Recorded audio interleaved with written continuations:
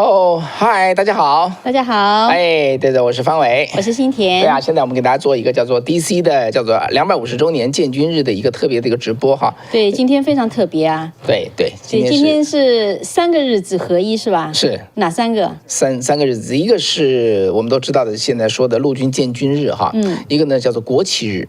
国旗日 Flag Day， 第三个国旗是美国国旗的意思嘛，第三个就是川普的生日，所以这3个日子调在一块儿，其实川普的生日跟建军日永远调在一起，只是以前从来人家既不庆祝建军，美国也不搞游行，那么也没人知道川普的生日，所以对不起来，现在突然变成一个巨大的一个日子嘞，所以很容易记的日子，对，川普就很爽，我觉得川普是不是突然发现啊，我的日子永远跟建军日一起哎。其实这不是陆军建军日啊，它其实应该是美国建军日，因为在美国建军日，对，它是美国军事力量的第一天呐。这就是讲的是1775年的那个6月14号，当时呢，美国就是大陆会议嘛，第2次大陆会议，那个时候呢，刚刚在莱克星顿跟那个叫做跟英军打了个遭遇战，对不对？你记得哈，莱克星顿，然后后来是康科德，后来民兵围过来，把这个英军赶回了波士顿，那。美国东北就是新英格兰的民兵啊，就聚在一起哈，试图把英军从波士顿赶走。但是不管怎么说，就是一帮民兵啊，就跟当时莱克星顿枪声一路，他骑着马那个 Paul Revere 一路跑的时候，叫出了门口的都是一些个农民啊，或者手工业者，工匠。他们只是自己会射击而已，一般的人而已。对，所以呢，这个第2届大陆会议，所谓的大陆会议就是美国当年最初的国会嘛。他们就说这怎么没有军队怎么打仗？于是呢，当时呢就在这一天啊，请出了乔治华盛顿。你知道乔治华盛顿这个人呢，他并不是职业军人。对，他只是当初英国在美印战争的时候呢，乔治华盛顿是叫做弗吉尼亚民兵团的团长。他是个民兵团的团长哈，是这么个情况。但是美国会打仗的军官没几个。就是没有就对了。还有呢，他又是弗吉尼亚的这个叫做大的叫做农场主，因为仗在北方打，你如果把总司令给一个南方人的话呢，比较容易调动南方的力量，你知道，就这么个情况。所以呢，他就应运而生，就担任了这个总司令。所以当时就成立了这支军队，叫做大陆军 （Continental Army）。对，所以就成立的那天就是6月14号，是吗？对，因为美国也没有说什么建军节之说，是陆军后来说，那这个日子我们扒过来给我们用，就是陆军说这是我们的建军日。当然了，当时成立的毫无疑问，当时就是陆军，没有别的这个军队哈。到了10月份的时候才成立海军。哇，你看他是不是已经要开始了？对，我们现在看一下，我们跟大家一起解答一下。这个就是金骑士啊，对，这很可能就是 Golden Knight 叫金色骑士哈，金色骑士的伞兵跳伞队。这个金色骑士的伞兵跳伞队跟大家简单介绍一下，这蛮有意思的哈。你知道美国有？其实我觉得，其实我刚开始看到的时候，我就会有一个疑问，说陆军怎么会有伞兵？我告诉你啊，在1947年以前，美国建立空军之前，所有的飞机都是属于陆军的。你知道吧？那时候没有空军之说呀。当然了，在后来这个叫做飞机发明之后哈，美国的军队的飞机全部属于陆军的。这样哦。对。所以后来才有了空军。这个事情背后有一个很精彩的故事哈。我们说这个故事之前呢，我们先看一下大家这个情形。对。对，现在呢，大家看到的就是陆军航空兵，它的名字叫做陆军航空兵的叫做金色叫什么来着？再说一遍。Golden Knights 哈。金骑士。对。现在就是民兵了。对，大家现在看到这就是当初的 Continental Army， 这不是南北战争时候的。南北战争这不是独立战争哈，南北战争时候的北军的这个炮兵Civil War， 它上面写的嘛。对，你看那个时候这是蓝色，对不对？深蓝色，深蓝色，对。方伟对颜色没太大的自信。方伟是色盲，经常闹笑话。我为了避免这种笑话，有我在，就干脆全球宣布我是色盲，所以以后你们谁也不要，我也不会犯错了哈。其实你色弱了，不算色盲。对，你看大家背着那个很长的那种 rifle 哈。对，我们今天刚刚看到这个长 rifle 的吧，实物哦。对，我们刚才是急急忙忙赶回来，刚刚在那个叫做纽约东北角的一个乡下哈，参加了一个美丽美国节。对蛮有意思的哈。各种各样的。他们就是在当地来庆祝这个250周年嘛。对，你看这个滑翔啊。这些人呢叫做什么来呢？大家知道那个海军有蓝天使，对不对？在旧金山演过哈。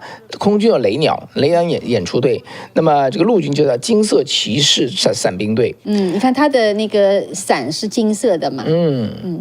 是吗？对啊OK 黄色啦。但不过你觉得这么远程看，觉得看得很好玩吗？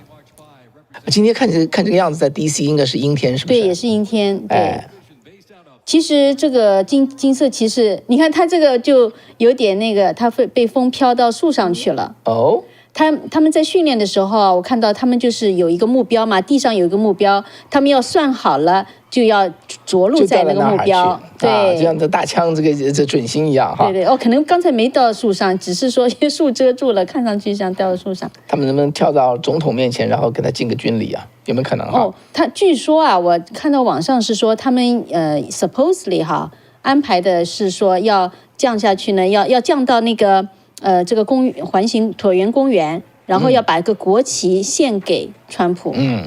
我不知道，就待会儿会不会是有？对 ，Are we seeing that？ 哇，跑来跑去。刚才看的就是美国的陆军典型的这些军队哈。这就是讲的是什么呢？我觉得这应该也是独立战争时代的这个骑兵。第一骑兵师的代表，也是 Civil War。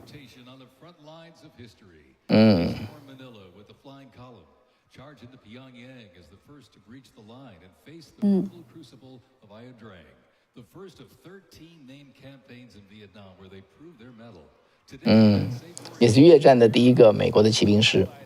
但越战肯定不是骑着马了哈。他们怎么才这么些人呢？代表啊，代表第一骑兵师的代表。每支英雄部队就是派出代表来。First Team。是不是看得很叫做什么 Ford Cavalry？ 今天在现场看的，应该就是15到20万人。川普现在和国防部长海格塞斯呢，他们是在这个叫做白宫哈，整个的游行队伍是从宪法大道，它的怎么讲？它的没错，它的西边从林肯纪念堂一起沿着宪法大道就直直走过去，越过白宫左边是白宫，右边就是华盛顿纪念碑，一直走到第14街停下来。从宪法大道在23街走到14街，总共是多少？8个 block， 八个街区。那他们这个是不是在那个公园叫 Eclipse 公园？对吧？川普就在这个叫做椭圆形公园。椭圆形公园并不是白宫是白宫出来之后的这一块地方哈。是当然了，这个24年前那时候1月6号的时候，1月6号他就在那里演讲，也是在这个地方哈。对。所以现场DC 还是这个时候还算有点热啊。不过今天好像阴天。对，所以大家看到这个，哇，带着小朋友。其实讲到这个金骑士哈，因为他们其实每年他们要做，我看看要做好多次的。就这种演出啊，对，我先说一下历史好不好？1959年，当时冷战的时候哈，苏联就在跳伞运动中显得就是非常非常的优秀，美国人就受不了，因为那个时候就是双方都是就是较劲儿啊，就像这个连这个陆军跟海军都是经常较劲儿哈，那更不要说跟这个苏联了。所以呢，当时美国有个这个陆军准将，他叫约瑟夫·史迪威。美国有好几个将军史迪威哈，后来我们见到的那个对吧，认识的也是史迪威将军，二战期间也是史迪威将军哈，他就找了19个空降兵，就成立了叫做战略陆军跳伞队。啥意思呢？就是陆军里其实就有管核武器的，对，就像中共那个2炮一样哈，就是说战略陆军的这个叫做跳伞队，Strategic Army Corps， 叫做 Corps Sports Parachute Team， 叫做 STRAC。他的当时成立的目标就是跟苏联别劲儿，跟他竞争，搞跳伞竞争。结果呢，他后来呢，就是很快就是叫做不叫崭露头角啊，就突然就露出头角。他这个地方这个跳伞队，他的基地是 Fort Bragg 布莱格哈，布莱格这个叫做城堡，布莱格军营是在北卡对吧？对，北卡。这个川普前2天去演讲的那个地方就是这个地方。他后来呢就开始代表美国就参加国际比赛，一出手就拿金牌，拿很多金牌。你知道为什么他叫做金色骑士吗？为什么？金色就是拿金牌的意思。拿金牌，对，但是他的那个他的伞就是金色的。那么金色骑士就代表征服天空的雄心，征服天空的 Knights 就这么个意思。所以在1962年呢，他就是队名就正式命名为叫做 Golden Knights。国防部呢把这个叫做刚才说的 STRAC 就正式收编为我们美国陆军的伞兵队，成为这个陆军官方的空中表演单位。他在你刚才说的这个讯息啊，你看我说的准还是你说的这个全面哈？他在美国50个州，从那到现在哈，1962年到现在，50个州的48个国家演出了16000场，16000场，平均每场吸引是6万观众。我看到的是18000次。哦 ，OK， 好吧，那就我这边看到是查到他赢得2148枚金牌，1117枚银牌。将近700枚铜牌，打破了348项世界纪录。那变成说每年都要打破纪录，每年打破纪录打破10次。我看这个样子好像每个月打破1次啊。对啊。然后他还跟政要一起做双人跳伞，曾经把这个叫做小布什抓在空中跳下来。那现在总统很英雄哈。他参加的表演包括航空展啊、体育赛事啊，包括说这个节庆，就像这一次哈。所以他不光是军队的精英，同时也是陆军的公关大使。是吧？现在他是展示的是World War One， 他说是1战的时候。对，所以一个个过来哈，这是第1次世界大战。我觉得跟他介绍一下，为什么他就是现在穿的衣服就是当年的衣服。其实这一次也可以说，就是说一部分是他的这个战争的时装秀。因为每个战争美军穿的什么不同的衣服，他会展示出来。是。或者叫做怎么讲，我们的历史秀哈，历史回顾秀。对。但当初美国是1917年哈投入这个第1次世界大战的，一进去就改变战局啊。美国一旦压上去的话，那这个德国哈，当时不叫纳粹德国，当时的德国就撑不住了哈。所以呢，这就是确实很有这种时代感哈，当时的时代感。对，1次大战其实非常非常残酷，双方像磨坊一样的啊，在这个去打这个阵地战。但是美国的损失没有那么大了，主要是英法两国和这个德国人像这磨坊一样的把生命磨在里头，那个规模就有点像那个叫做Victor 汉森，他就说俄乌战争就像1次大战，他像凡尔登战役一样。很原始啊，就是原始，就死掉无穷无多的人，每天这个毫无意义的把生命投进去。你看，我觉得哈，他在不同的这个叫做什么来着？不同的时代之间，就配的就是当代的美国陆军，对不对？往下肯定会有美国的叫做2次大战，或说不定会有韩战的这个将士出来。我们看一下哈，这是非常典型的美国这个陆军的这样一个军服。这是现在的军服。对，人家看到他们走路就随随便便走哈，男女串在一起。那个中共啊、俄国啊、北韩呐，全都要走方步哈，走的那个整齐，那个帅啊哈，那个衣服多漂亮，一丝不苟，刷。对，然后男生女生分开是吧？女生什么飒爽英姿啊？你看他们这个骑马就这么随随便便。这就是美国这种叫做自由散漫的国家哈。但是呢，它确实世界上最强大的，这是它的奇妙哈。它根本不管你那一套什么，这大概走。你看有的敬礼，有的没敬礼。对，他就是这就你爱敬礼就敬礼吧，就这意思。对，所以呢，大家想想看，这个叫做什么来着？阅兵肯定做过这个演习哈，排练绝对不是走方步。你知道美国人也不愿意把走方步，他不叫走正步，你知道他叫什么？他是鸭子步。鸭子步，他就觉得很可笑，那个鸭子一样的，更还那么高落下来，他就是个鸭子步哈。所以美国人根本就不欣赏这种独裁者的这种方阵。你看的好像这就是强制的做出来的，他就那种叫做什么，叫做力量的美感哈。美国人不看重那个，对，他其实里面对有他还是让你有一种自由在那里。今天你记得我们在南加大的时候，曾经有人问过金里奇，美国国会议长金里奇，说强权自由国家打不过强权，因为他们这个统一意志、调动资源能力太强了，他怎么看待这个事情？你不记得吗？他回答得非常好啊，他说：“你记得独立战争吗？我们自由散漫的民兵打败了这个世界上最强大的大英帝国，因为我们有打仗的意志，我们要争取自由的意志，可以打破这个叫做什么专制国家，叫做什么集聚资源的效率。”那事实就是这样子啊。你看这个自由散漫的这个美军，大家看到绝对不走方步，可是人家打起仗来，全是用自己的脑袋去思考怎么去打。对，而且他的这种使命感，对吧？这是发自于内心的。这绝对是2次大战时候的飞机，把老飞机都挖出来，然后还能飞过去。好，二战，这是二战的。所以它是不同时代的战争军服，中间再插入现在的美军陆军。其实我觉得这个真的就是说，不像在中国的那种阅兵啊，中共的阅兵，它是展示的是一个历史。对，从这个过程中间，大家可以回顾历史哈，然后知道说今天的自由是从哪里来的。没错，而这个中国跟俄国啊，大家知道这个中中共跟俄国，每年都阅兵，每年哦。每一年都阅兵，美国上次阅兵是44年前，而这个北韩是不光每年阅一次兵，他们阅兵的主要的目的是什么呢？就是主要是展示他们的武装力量，他们新的部队，他们新的武器，就为了这个东西，就是他还要展示那些人对那个竞争的感激涕零。对，就是他基本上就是一个示威啊，你知道美国的。你看他是什么威啊？它像个博物馆一样的，对不对？它像不像个博物馆？就真的像个博物馆。你看军乐队上来了。那军乐队他该有的。你看，川普其实我跟你讲，川普他就视自己为一个军人。所以你知道，平民是不用这么敬礼的，平民就是对，不用。他是三军总司令啊。这是二次大战，大家看到二次大战，拯救大兵来人，就这类的。看这前面的这个乐队哈，这就是现代陆军的这个装束哈。后面这就是美国二次大战打败纳粹德国哈，和这个日本的这么一个当年的美军就这个架势。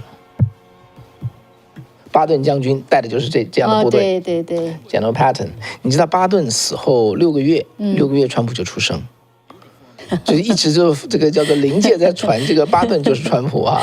哇，说的有鼻子有眼。观众朋友相不相信啊？对啊，你相不相信？大家相信的就打个1，好不好？你不相信打个2。我看真的我看有多少人相信哈？对。因为巴顿的，我们倒不是去宣扬这个，我觉得这个是对吧？有意思，有很多证据啊。挺有意思的。对，巴顿各方面都跟川普很像，脾气啊，说话的形式。巴顿其实莫名其妙的出现这个车祸死掉，6个月之后川普就出生。你看这是美国的陆军哈，戴他的这个贝雷帽。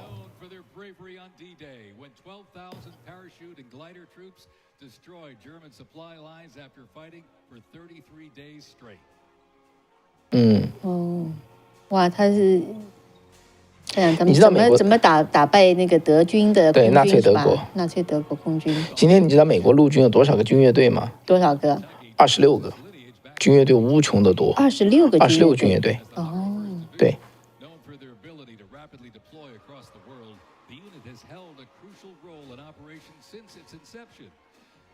他要介绍这是哪个师哈？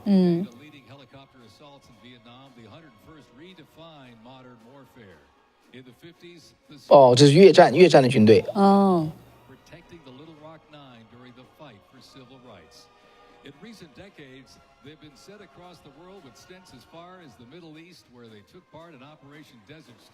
他总共有7支军乐队出来。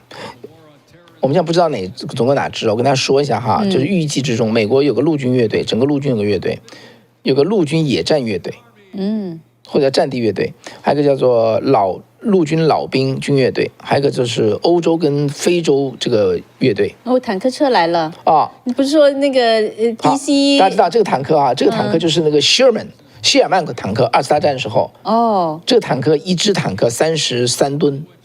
33吨，对，大家知道下面的路面哈，它是用30吨的这个东西来射的，所以它能承受住基本上可以承受33吨吗？那这次 DC 政府最害怕的就是说坦克过去之后，履带把路就压成履带，这是在1991年就发生。为什么呢？1991年的时候当时美军调上 M1A1 坦克，因为当时是海湾战争刚刚结束哈，那个时候的那个主战坦克叫 M1A1 坦克，这个 M1A1 坦克是67吨重，67吨重走30吨承重的路，就把 DC 压出很多坦克，这个叫做坦克的履带印子。后来 DC 就抱怨说你那这怎么把我们路压坏了哈。这一次哈，待会儿咱将展示的是 M1A2 比较轻型的，再重3吨，还要重3吨，70吨。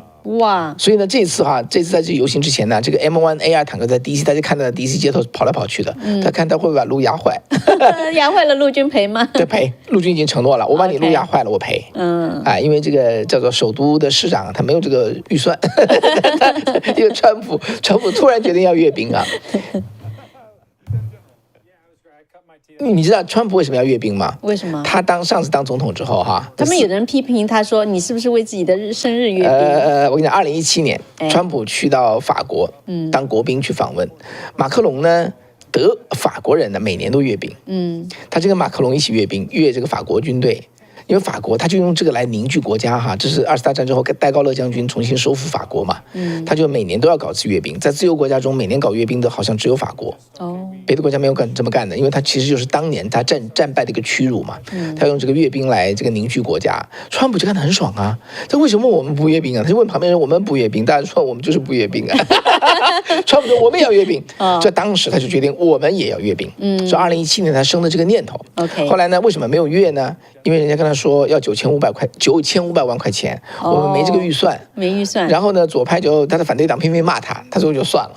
所以这次就一定要阅了，因为250周年，大家知道这次哈，据说是花了4500万块钱。你知道这个钱哪来？这钱哪来的哈？就现在反对党有骂他，就用纳税人的钱，他没有用1分钱纳税人的钱。那用了什么钱？他用的是什么呢？用的是叫做250周年的叫做基金会。这确实是国会指定的哈，但钱不是国会给的。这个250周年基金会呢，已经募了2000万块钱了，他总共要募2.6亿，那不光是这个游行，还加上别处，那还差10倍呢。对，但是我跟你讲啊，这次的钱很快就募到了。谁给的钱呢？你猜谁给钱？谁给钱？亚马逊给的钱。这个那些百万富翁，谷歌给的钱。然后那个那个叫做Thiel 的 Thiel Peter Thiel 给的钱，就是湾区的高科技公司给的主要的钱，但是我查到后来没查出数字多少，但是他们给的钱，所以这个4500万1分钱都没有花纳税人的钱。这个是我觉得这是美军呢，韩战是韩战，对，现在来到韩战了啊。当时美军就这架势，其实跟2战差不太多。对啊。这个中共打了仗，你看，我觉得边上的那个游人并没有那么多哈。是不是啊？对，没那么多感觉。我们是不是觉得有点后悔，应该到现场啊？到现场就不能现在做这个节目了。对呀。Coinbase， 我跟你讲，他出钱，他出钱，数字币出的钱。OK。为什么给他看？因为他出的钱。OK， 给他做广告了。对啊，待会搞不好会出现那个叫做什么亚马逊的。真是这样的啊！还有 Oracle 也出了钱，待会儿说不定 Oracle 会跑出来。还有叫做 Palantir 就是 Peter Thiel 的公司，还有 Lockheed 的马丁。大家看，待会儿他们的东西出来，你就知道这是一个商业秀。美国陆军的这个游行是个商业秀。我觉得也不能说叫商业秀，因为商业他愿意支持。我们听听他怎么说哈。我们导播把声音调大一点，我们听一下。The vehicles spanned more than 40 years in 4 manufacturers and were everywhere that the Army was deployed. 吉普。对，巴顿将军坐这样的车子。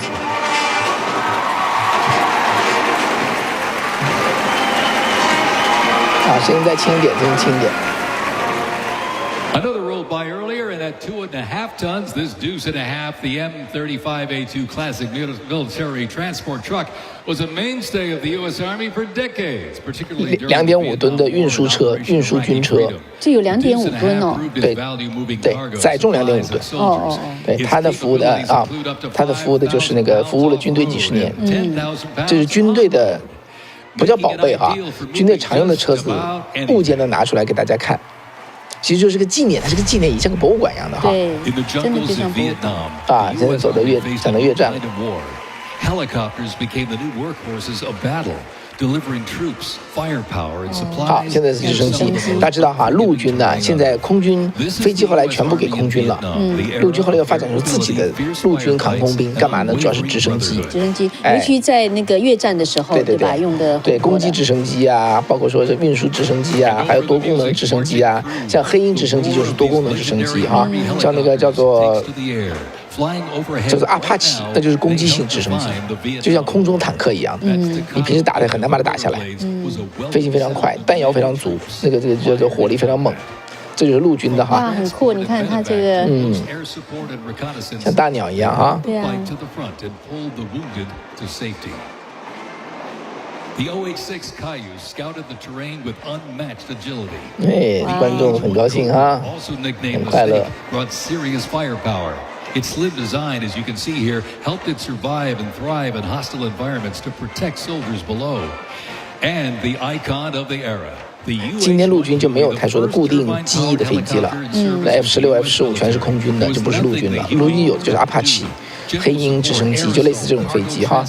那他们也应该会有更新新的 model 吧？那当然有了，持续在更新中。 Cobra and Huey, ladies and gentlemen, 3 iconic Army symbols in the sky. 有3个标志啊。The 1st Cavalry Division Band, based out of Fort Cavazos, 这 Texas, 是 has 一 played a 个 vital role 也 in 是一个 U.S. 军乐 military 队。 history. Since its origins back in 1855 as the band of the 2nd Cavalry, it has supported operations from the 1958 年 Civil 就 War 建 to 立了。 Desert Storm. Over time, it's evolved into a powerful force 哇，这 using 个指挥 music 很 to strengthen bonds between 炫哦。 soldiers and engage with communities. From World War II in Korea to the Vietnam War in Bosnia, the 1st Teen Band has enhanced morale and upheld the division's enduring legacy. 这第2期兵 Today, 师 the band continues 它的 its 师 mission 的 using 军乐队 music to shape perception, 很多师都有 foster 自己的 trust, 军乐队 promote national army and division interests. Standing ready to serve, it remains an enduring symbol of the 1st Cavalry Division's legacy and commitment to duty. 这还 The 是第1 band 期兵师。 performs Hit the Leather and Ride on March composed by Captain Robert Meredith Wilson.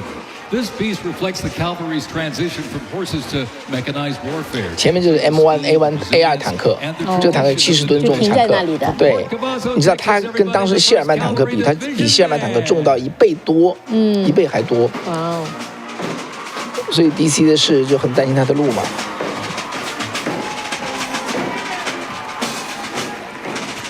The U.S. Army deployed large numbers of troops in support of the Vietnam War.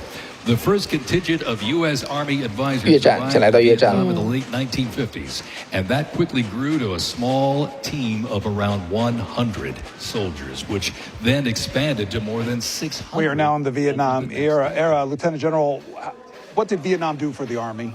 Well, really, what you're seeing right there, 1st Cavalry, where they turned in their horses for helicopters and went in, and you've heard of Hal Moore went in there. And so that's being led by General Tom Felty right now. But what they did really is we had to get into a different type of warfare. And I think that was just showing how the Army would need to adapt in the middle of war, how they have to change things. And it did largely. And so that's still part of. 基本上你看他们的这个步调一致，就马马虎虎就可以了哈。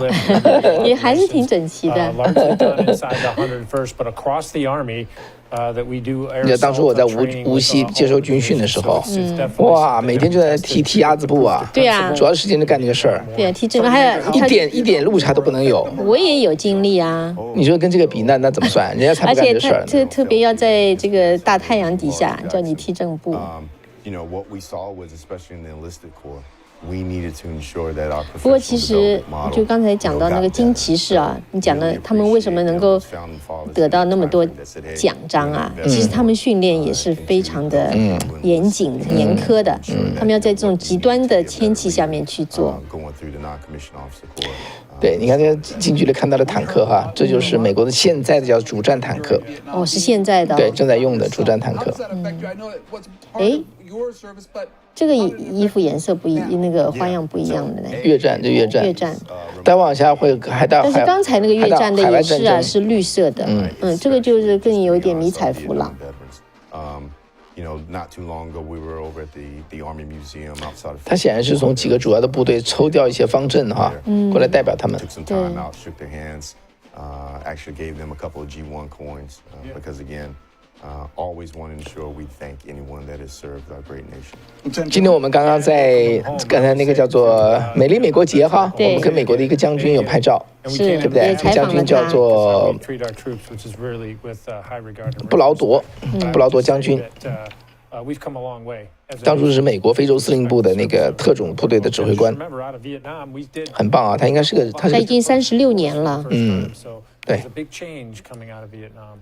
That's one era, and now the Army's parade focuses on the Gulf War era. We take you back to the parade. 哦，海湾战争了，现在是。海湾战争。 Comprising U.S. service members and 哇，海湾战争就是 more than 30 countries. 血洗了，就是一举洗白了在越战中的这个的闷气哈。当初海湾战争伊拉克当时萨达姆伊拉克嘛，100万军队啊，美国集中了60万军队，60万打100万，结果呢，先轰炸了2个月，然后美军一旦出战之后，美国陆军一旦出战，4天就赢了。100万军队4天就烟消云散，当时看到中国看得目瞪口呆啊！天哪！当时中国不是有个张召忠，张什么忠，这个中共的一个这个军事专家嘛，他今天还在那讲，当时在那胡说八道。他觉得这无论如何美军要遭受重创啊，什么这个那个，4天就全部打溃散了。60万打100万呢。对，但是呢，最后那当然没有60万都投入了，就是美军的那种立体作战哈，即时资讯，然后精准轰炸，伊拉克从来没见过，就溃散掉了。这有点开始贴近美国现代战争的这个架势了。迷彩服的。No mission too difficult, no sacrifice too great, duty first. The 1st Infantry Division was originally established as the 1st Expeditionary Division in 1917 and spearheaded 这是美国第一步兵师，1917年成立的，就是美国第一次世界大战。你知道第一次世界大战在美国它叫 The Great War，叫大战就叫大战，因为世界历史上在那以前从来没有这么多国家卷进一场战争中，那叫 Great War， 它可能就此一个了。没想到跟20年之后的第2次世界大战比的啥都不是了。died while serving in the 1st Infantry Division. Ladies and gentlemen, they are the Big Red One, the 1st Infantry Division. 第一步兵师。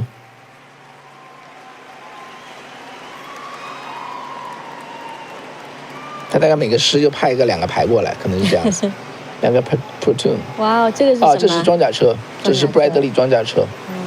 More military rolling stock. During Operation Desert Storm, the M2 vehicle proved its value on the battlefield. It is fast, it is tough, and it is lethal. Named for General Omar Bradley, a leader from West Point class of 1916. 布莱德利战车、装甲车、步兵装甲车。Armed with a 25mm chain-driven cannon and twin-tube-launched optically tagged wire-guided missiles, it played a critical role in clearing the way during the ground assault into Iraq. While the Paladin looks and sounds like a tank, it is technically a 看上去对啊，我觉得也就是像坦克哎，是装甲车。跟坦克有什么区别？主要运兵多。对，这个布莱德利装甲车是用了很多年了啊。Bradley is armed vehicle 装甲车。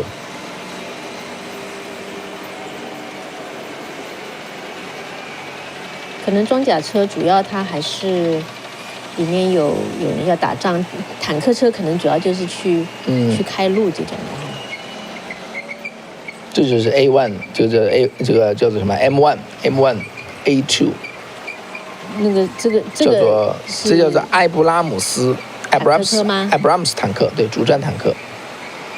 这个是步兵装甲车。还有一种叫做史翠克装甲车。待会儿还会展示叫做帕拉丁自行榴弹炮，我们看它什么时候出来啊？这就是美国的主战坦克。今天美国往外卖给台湾也是这样的坦克，就现在啊，在全球卖就卖这样的坦克。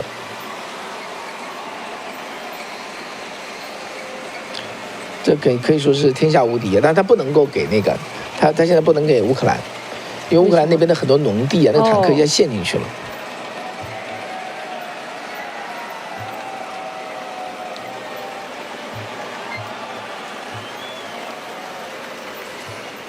你看，海格塞斯前几天还是 Fox Friend 的一个主持人，现在成了国家大员了哈。政府用人确实是不拘一格。哎，你看这就是，你看大家看到没有？他没把路压坏哈。对。70吨重哦，70吨重，走在30吨重的承重的路上，没压烂。我今天上午做的节目，我讲个笑话，不是笑话。你知道在柏林啊，在德国是绝对不能搞阅兵的。因为他的市长说了，不是担心路的问题，桥都要断的，桥都要断。德国没有武装已经80年了，他的桥都承重不了这个装甲车，这个坦克过去桥都压断了。哇！他把整个 infrastructure 啊，整个路全部修好才能搞阅兵，长久不打仗了，真的叫刀枪入库啊！这就是那个我刚才说的哈，叫做帕拉丁 M109帕拉丁自行榴弹炮。哦，榴弹炮。啊，这是国务卿，啊，现在是。国务卿跟他的太太啊，他看他是了无趣味的样子啊，这又是哪个单位？它基本上就是一个历史片段，然后一支军队的单位。The 1st Armored Division, nicknamed Old Ironsides, is the oldest, most recognizable armored division in the United States. 最早的装甲部队，第一装甲师。 Built up for World War II, cavalry and reconnaissance units were brought together to form the 1st 你看 Armored 敬礼也 Division 是 in 参差不齐。 1940. In the Gulf War, no division hit harder or moved faster than the 1st Armored. Old Ironsides really led the way. 这是美国的一支精锐啊，第一装甲师， Tank battles in Army history. 什么仗都是第一个冲进去的。 Shattering enemy formations. Based in Fort Bliss, Texas, America's Tank Division is currently supporting missions in 20 countries across 5 continents. 啊，在5个州20个国家打过仗，啊，这不是打过仗，驻扎过， And always ready. 时刻都到位哈。 Those tanks are rolling by. You've been inside one. What's it like? Yeah, just it's great to see 1st Armored Division, General Curtis Taylor out there. Evokes some memories of me riding around with my task force. 评论员哈，找的都是将军们。 And I think it's just a amazing. 哇，你看他们的步调比较快哎，是不是因为他们是精锐部队？ It goes a long way to be one of the 有没有？ elite tanks on the field, especially with the Bradley fighting vehicle, where you can deliver a squad of infantry anywhere on the battlefield. And so having, as we talked earlier, combined arms, you could get the infantry up, you could get the armor up, you could get the artillery. We saw the self-propelled howitzer. 这是饮水机啊，爬在饮水机上面坐着。 Battlefield is very key. And as we go into the future, you'll see later what we're doing about that. How do we do this into the future? We see what's happening. 就我们刚才在那个美丽美国那个 festival 上面采访到，就是也是以前 Army 的军人嘛，对吧？他就说他是因为911之后才参加的哈。是。其实海格塞斯也是这样啊，是不是这样？啊，记得是，但是万斯绝对是。万斯副总统就是。对。 It's great for our forces to be able to highlight that and show that. As they come through, the park streets down there. And Sergeant Major, I suppose it's a visual example of, again, having to change fighting styles because of the situation, the Gulf War being one of those things. Can you elaborate on that? Yeah, so when you think about the lethality that a tank provides, especially in an open area like, the desert.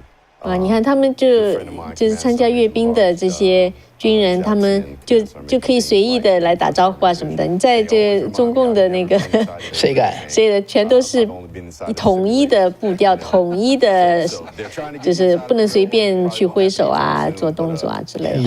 Without tank formations, we wouldn't be able to provide that decisive, action the way that we do. Did you serve in the Gulf War? No, sir. I came in '92. Friends who had came in right before me who made their way out there, so did not have that opportunity. Lieutenant General? Came in right after it, right as it was closing. What did it teach us, though, because as far as the scope and size of a warfare, very small in comparison to others, but what did it teach us? Well, the importance that we fight as a joint force. We have the Air Force. They did a lot for that in the preparation for that. 他们来解释，还是我们来解释吧。 Not only were we fighting combined arms with all of what the Army brings, the logistics that we had, just like we learned in World War II, and the amazing support that they had to provide, and had to be. 所以他这次总共是有超过6600名的士兵，150辆的军车和50架的军用直升机来参加这次阅兵，还有34匹马、2头骡子和1只军犬。所以这个场面又是威武又有点趣味啊。我们还没看到这个骡子和军犬啊。应该过了，我想一定是已经过了是吗？ 是独立战争时候的啊。刚才我们采访的这个将军啊，叫做 Baldock 啊，唐纳德 Baldock， 他是美国的叫做一星将军，是一个准将，陆军准将。美国的陆军是这样哈，就是美国的陆军叫做他的军事的这个叫做军衔怎么样的？到将军就是先是 Bridge General， 就是准将1颗星，那下面就是少将叫 Major General， 啊，就2颗星，然后下面就是中将 Lieutenant General， 啊叫3颗星，然后到4颗星就是将军了，就上将就叫做将军，啊 General 对，美国没有5星将军啊，现在没有5星上将，但是因为5星上将只留给战争时代，所以麦克阿瑟是5星上将，这个叫做艾森豪威尔是5星上将，但是平时没有啊，所以就是他们实在是太特殊了，不打仗我们就不发5星，最多4颗星。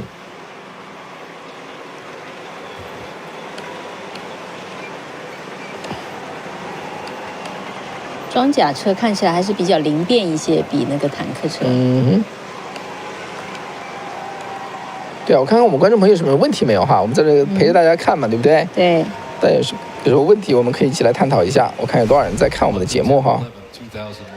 Terrorists destroyed the World Trade Center in New York City and struck the Pentagon in Washington, D.C. using commercial airliners. 刚才有位在我频道上有位朋友他说最有代入感的是二战军人。是哦，对啊，大家我们做个评比好不好？我们看了美国的独立战争，看了南北战争，看了一战、二战，你觉得印象最深，让你觉得最有感觉的哈，代表美国军威的是哪一场，好不好？大家说一下。如果是独立战争的话呢，我们要写，你再写一下，待会儿我们好好统计哈。我们导播能不能写一下？独立战争是1啊，南北战争是2，一战是3，二战是4，好不好？那后面的呢？后面就算了。越战哦，这再说就是海湾战争，好不好？海湾战争是5，大家觉得哪一个对你印象最深？我很好奇哈，大家怎么看待这个事情？好，再讲一遍。一战是不是独立战争是1。对我这么说，大家可以直接打下去了哈。对，一战是独立战争，这个南北战争是2，14大战是3，二次大战是4，海湾战争是5，好吗？对，大家有没有印象了啊？有没有印象？觉得哪一个最有这种？今天你会选什么？我看好多人选4哦。你要问我的，我也选4。因为二战我实在是太熟悉了。对，太熟悉了。但另外我印象很深的就是2，就是那个南北战争。南北战争是美国历史上损失最大的最大规模的战争，大家想象不到哈，因为是内战，那就吓死人呐。对，当时整个投入的总共战死了30多万人。对于美国一个4000万人口，战死30多万人是巨大的。美国人死的人很少死人的，死30多万人就是内容非常之大。哇，你看现在我们的人全都是看重4啊，是不是因为这个拯救大兵莱恩呐？啊，是不是因为这个缘故？在我的频道上大家还没有投票嘞，大家要不要投一投票？开始反恐战争了，看一下。它简直就是一个美国的军事博物馆的一个游行。哇，反恐战争讲的几乎就是今天了哈，就在阿富汗。但是美国的反恐战争打得够狼狈的哈，就败出这个叫做阿富汗。哇，这坦克多重啊！这是坦克还是装甲车？坦克。对啊，你要大家注意看看后面有没有压出问题来。看这个样子真的还好啊，DC 的路还不错。因为他撑不住就撑不住，他马上看出来撑不住。对，他马上这个印子就出来了。他慢慢腾这么开的话，这重量真的很大。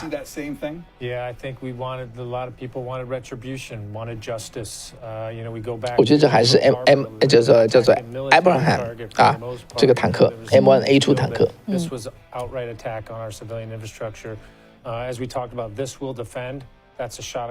500万块钱一辆。当年还是当年呢，现在不知道多少钱了，现在可能到600-700万了。Brigadier General, OK, thank you. We've been talking a lot about how things changed fighting styles or management styles. UFO 的 driver 说，我想今天有很多人跟川普同一天生日，为什么一定要把这个阅兵扯到川普独立日庆祝自己生日的事情上呢？是因为他的反对派说今天是川普生日阅兵。我的天哪！如果他这个说法成立的话，以后美国陆军就不要阅兵了。他躲不开川普生日啊。是啊，这就是当代的反恐战争的这个美国的坦克哈。这个很多高科技的 gear。刚才过的是777有榴弹炮，靠拖的不是自走炮所以你说的不是自行火炮，刚才是赵刚啊。那我想你说的有道理哈，有道理，因为我对炮并没有研究。我就知道那个叫做帕拉丁叫做什么？帕拉丁这个叫什么来着？这个榴弹炮自走炮，他今天会展示。很多人说祝川普总统生日快乐。我看川普生日看这个演出，对他来说，他肯定是很高兴啊。其实男生一般都喜欢军事。我这边有朋友建议说，能不能满屏啊？请2位主持人幕后主持。现在没有满屏吗？对，就是有时候分屏的。好啊，我们要不要把那个屏幕再稍微大一点？ the officers are pointed over. 那就我们临时改就啊，这是什么？这是什么？这是炮吗？ We focus on 这肯定是炮， taking each other. 对，777榴弹炮吗？ Back to we have to go someplace. We all want to come back. 这应该是装甲车，但它是这样的，装甲车它有好几种哈。 Watching at home, just a couple of updates. Around 7:40 this evening, we're expecting that re-enlistment 你看 ceremony. 这个 The president expected to give an oath as part of that. War on Terror 它就全都是这些 The president expected to make remarks as well. So stay close to C-SPAN if you're watching there. Our app at C-SPAN now and our website at cspan.org. As the activities and festivities associated with the 250th anniversary of the Army continue, this idea of re-enlistment. What's that for a person signing up again? Well, that's really sometimes you join. 哇，一个小时过去了。 I joined up to be. I just want to Think serve the about it. country. So fast. Serve Is something it? bigger than myself. 7点6点半，他他6 6点半走到7点半，对，它整个的过程就是从18个街区，在宪法大道8个街区 Really, when you re-enlist, 走完，就是差不多一个小时过一点。 I'm going to do it. I'm going to stay on the team. I want to continue to serve. 大家怎么样？大家说说看哈，你们对这个美国的这个阅兵什么感觉啊？留句话我们看看啊。对我这边的观众，他们对于印象最深刻的这个 Goals for this year, as well as our recruiting. 哪一场战争， There's a fervor. 好像都不同，有选5的，就是海湾战争，也有选4的，也有选1、选2都有哎，就是没有3。Shout out to Mr. 刚才小胡说方先生是甲军迷，那不是坦克，是自行火炮。坦克重心低一些，炮管没那么长。哇，真的吗你看有懂的哎，坦克炮管不长啊？是吗？我觉得坦克炮管不是很长吗？不长怎么打得远呢？但是你说我是甲军迷，但没说错哈。我没有去我没去研究这个。虽然我很有兴趣，我没时间啊。对呀。 What does service mean? It's bigger than just me, the individual. It's my family. 对啊，大家对阅兵有什么感觉？你觉得这个美国有阅兵？什么感觉？我这边有一位朋友啊，他说 Nancy 陈说，谢谢感觉非常分享。威武。007说伟大的美国，强大的美国。红 Zianta 说很好，就是太远了，看不太清楚。哦，哎，对我们这位朋友，他说他叫不识警谍，只有喜悦，没有恐吓。嗯。对，美国的美国的警察看上去你也不觉得恐吓哈，对啊，你觉得很安全。你看到军人，看到警察觉得很安全，这是美国的感觉。是，你看他们挥手啊，在笑啊，很开心啊，对，完全没有说哈我是军人，我要威武什么之类的。对，我们导播有没有可能把画面再拉大一点？对，不知道，因为我们这是事先设好，不知道现在临时改有没有可能哈。哇，你看这是什么东西啊？这么多管子是什么？哎，有没有军迷说说看，这是什么东西？我现在不敢装这个专家了，我认为这是一个什么来着？要么就是 Bradley 的装甲车，要么是啥嘞？哎，有人说相信川普前世就是巴顿嘞。哦，真的哈。对。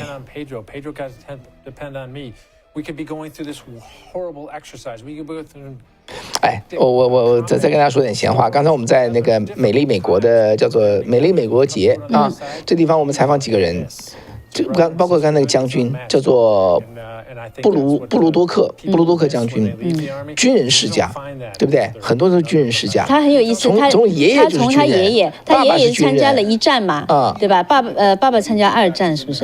对，然后他说爷爷参加2战，爷爷2战，爷爷2战。然后他爷爷就后来就说，他们家男孩都一定要去当兵，对，是吧？所以他就去当兵了。这是军人世家，很多他就没想到他就成为一个 career 军人了。对，结果他儿子就送去当兵，所以已经是他儿子他说是让他们选择的，没有他去了是去，但他没有 make the career， 对，没有作为他的职业，所以光这个就已经4代了啊，他爷爷、他爸爸、他和他儿子。对，哇 ，amazing 啊！这些人都是因为美国。说实话，你觉得美国军人为什么值得尊重呢？因为美国是个自由的国家，他的兵全都是自愿参加的。对，他只有1%的人参加。对，美国军人只有1%的美国人在参军嘛，全是自由，因为美国的选择太多，太自由了哈，想发财的干什么的都有哈，去选择去当兵只有一个原因，就是要 serve the country。对，他是为了一个保卫自由。对，他是为了一个理念去当兵的。是绝大多数哈，当然我们现在有些华人当兵是觉得是要体验一下生活，但是美国这种世代从军的家庭全都是因为一个理念，对，就是 they love it 啊，他很尊重这种东西。对，我们采访另外那位就是军人嘛，对吧？他退伍了。他就说，其实他在里面的时候，他觉得很开心，对吧？就是你一直问他说为什么开心？他说：“哎呀，同袍啊，我们战友啊，一起玩啊，喝酒啊。”我说：“你天天干一样的事情，你不 boring 吗？”他说不 boring， 一点都不 boring。对啊，而且他就说，他就知道，在就是困难的时候，不论什么时候，他们就像一个家庭一样，互相支持，对吧？对。不过他其实讲到他退伍之后，回到这个很困难，回到这个 civilian life 的时候啊，有一个转折的一个困难嘛，对，其实对他来说也是个挑战，是。但是他最终他就说他就去上学了，对吧？因为作为军人，退伍军人他有一个项目可以去上学，然后他就找到工作，他现在是一个机械师，然后成立家庭，找到老婆，生了小孩，对，然后他就特别开心，感觉很好。那我就问他，我说你其实当时也是有经过这么一个挑战的时期哈，会不会觉得还是有后悔啊，或者很难受？他说完全没有，他就觉得他自己做了非常好的决定，对吧？对。Bessie 猪说喜欢你的节目，谢谢。维尼说方伟好，新天好，维尼好，哎。对啊，真的是。刚才有一位叫做林月桂啊，他说这个阅兵是由真正当兵的人组成，而不是那些专门集中在训练营训军姿的演员组成。这些看似随意放松的军人是可以打仗的，他们是值得尊敬和敬仰的。对，对，所以确实是啊。因为我觉得这个军人因为你在一个什么都有选项的地方，你去选择一个没有钱，几乎也可以说没有名，只有风险的一个职业，这一点就它难得之处哈。所以每个人对军人的尊重也是发自内心。我刚才问我刚才不是问嘛，我问这个将军我说当平民跟当军人什么区别？对，他其实一下答不上来他说我也没当几天平民啊，他当了30多年军人。他说我在后院的时候，我在放松的时候，我在喝茶的时候，晚上吃晚餐的时候，跟家人聊天的时候，我会觉得我是安全的。对，他知道说这是军人给我的东西。对，有军人在让我能够这样子做，对吧？是。对，可以享受这个子孙3代可以在那里聊天。美国山地师。什么叫山地师？就是在山地打仗的。攀岩的不能说攀岩吧，反正是在起伏很大的地方可以打仗的，叫山地师。美国有山地师，还有那种叫做什么来着？叫滩头滩头阵地那种师，就专门有这样的部队。他特别，他分那么细啊？对，专业训练的，专门打这个滩头战的师。就是所以美国的军队的这个代表各种不同军种，不叫军种，各种不同的这个专业部队的代表都可能派一个团、一个排、2个排来。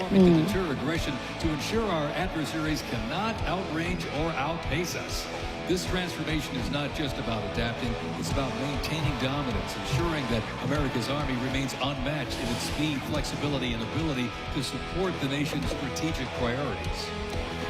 我刚才问了个问题我就说，我问另外一个嘛，另外一个当初是个美国陆军嘛，对不对？对，陆军士兵。我就问他说，军人和平民生活有什么不同？他的回答跟我在15年前我采访的一个华人的陆军准将，答案是一样的。他说在陆军呢，你不用去担心，你在军队你不用担心去赚钱，对，你的标准很清楚，因为你的资源是足够的，不用担心赚钱，只要担心做正确的事情。结果当老百姓的时候呢，天天要去赚钱，有时候赚钱就会违反道德，就 cut corner 就会反正想这些歪点子，他就不喜欢。所以军人其实相对比较纯是。大家我们的观众中有没有这样的这个当过兵的？你们的感觉是什么样的或者自己孩子有当兵的？其实我觉得我们观众当兵的可能不一定多但是可能家里孩子当兵的。对，你看刘冰心说评论区好感动，善良伟大的人们。对，我觉得我也看到我们这评论都是一些非常非常棒的我们的这个叫做华人朋友是。对，所以我们今天看到这个阅兵，它是一支真实的军队，一群真实的士兵。是真实的人。对，没有任何表演，我想他几乎没有排练，他的排练也绝对不推正步。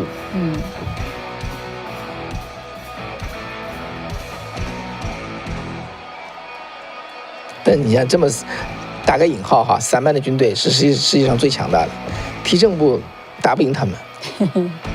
你知道当初我采访那个叫做是米勒将军是吧？不是米勒上校，你知道 DC 有个上校，你记得？那个 Mills 上校，他当时跟我说，他就说，因为乌克兰战争打起来之后，俄军不是打得很惨嘛，对根本就攻不进基辅嘛。当时我问他，他说美军跟俄军什么区别哈？他一个呢就是说美军呢在第一线可以自己做主，他授权给你，你就可以第一线做主，但是俄军不行，碰到什么状况一定要往上请示，一上一下花很长时间。就是美国的士兵在训练的时候啊，从前线的军官到士兵，你都要训练你在战时紧急情况下自己做主说了算，是这个东西。第二呢，就是美军平时战备维护非常的勤奋，随时可以一支部队拉出去。他俄军有时候就是基本上把那个坦克的东西抽出来，铁的卖掉了，然后塞些木头进去装了嘛，弹药也是不真实的，就一打起来，那个普京打那个乌克兰的时候，他没跟他们的部队讲。他直接送进去了，对啊，他们有什么的弹药都是假的，他就换钱去了。但是美军绝对没有这样的事情，每天非常勤奋地维持他的战备状态，随时准备好了。是，对，John 中说感觉没有解放军整齐，比解放军太不整齐了，不是感觉没有啊，你说的完全对，太不整齐了，因为美军根本不看重这个事情。对啊。好，这个蒋青说，这是我来美国30年第一次看阅兵，非常自然。对，美国上次阅兵是1991年，对啊，我们也海湾战争。对，我看第二次看阅兵的，我不知道有没有人看过1991年的，可能一个人也找不出来。我们现在观众中大概有多少？3000多人，将近4000人了。有没有一个人看过1991年的阅兵？对。我再跟大家说一遍哈，美国你知道阅兵历史上只有9次。再说一下前面9次。美国建国的时候，乔治华盛顿。这个叫做上任的时候阅过一次兵，那次兵那个部队非常少，因为美国独立战争打完之后啊，刀枪入库，马放南山，整个全国只有700个兵，全国只有700个兵，所以那是阅兵可能就阅300个人，我在猜，那时候就算700人出来也没多少，对啊，这次是7000人啊，700个兵，这第一次，6600个，对，第二次呢就是南北战争结束，那次阅兵是20万人呐，这次是7000人，那是20万人。为什么20万人呢？因为刚刚打完，美国有的是到处都是兵。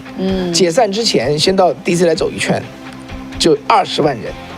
但是林肯已经被刺杀死掉了。这个叫做林肯的副总统，当总统来阅的兵。第3次是1战之后的这个阅兵，第4次是2战之后的阅兵。然后呢，后来艾森豪威尔阅了2次兵。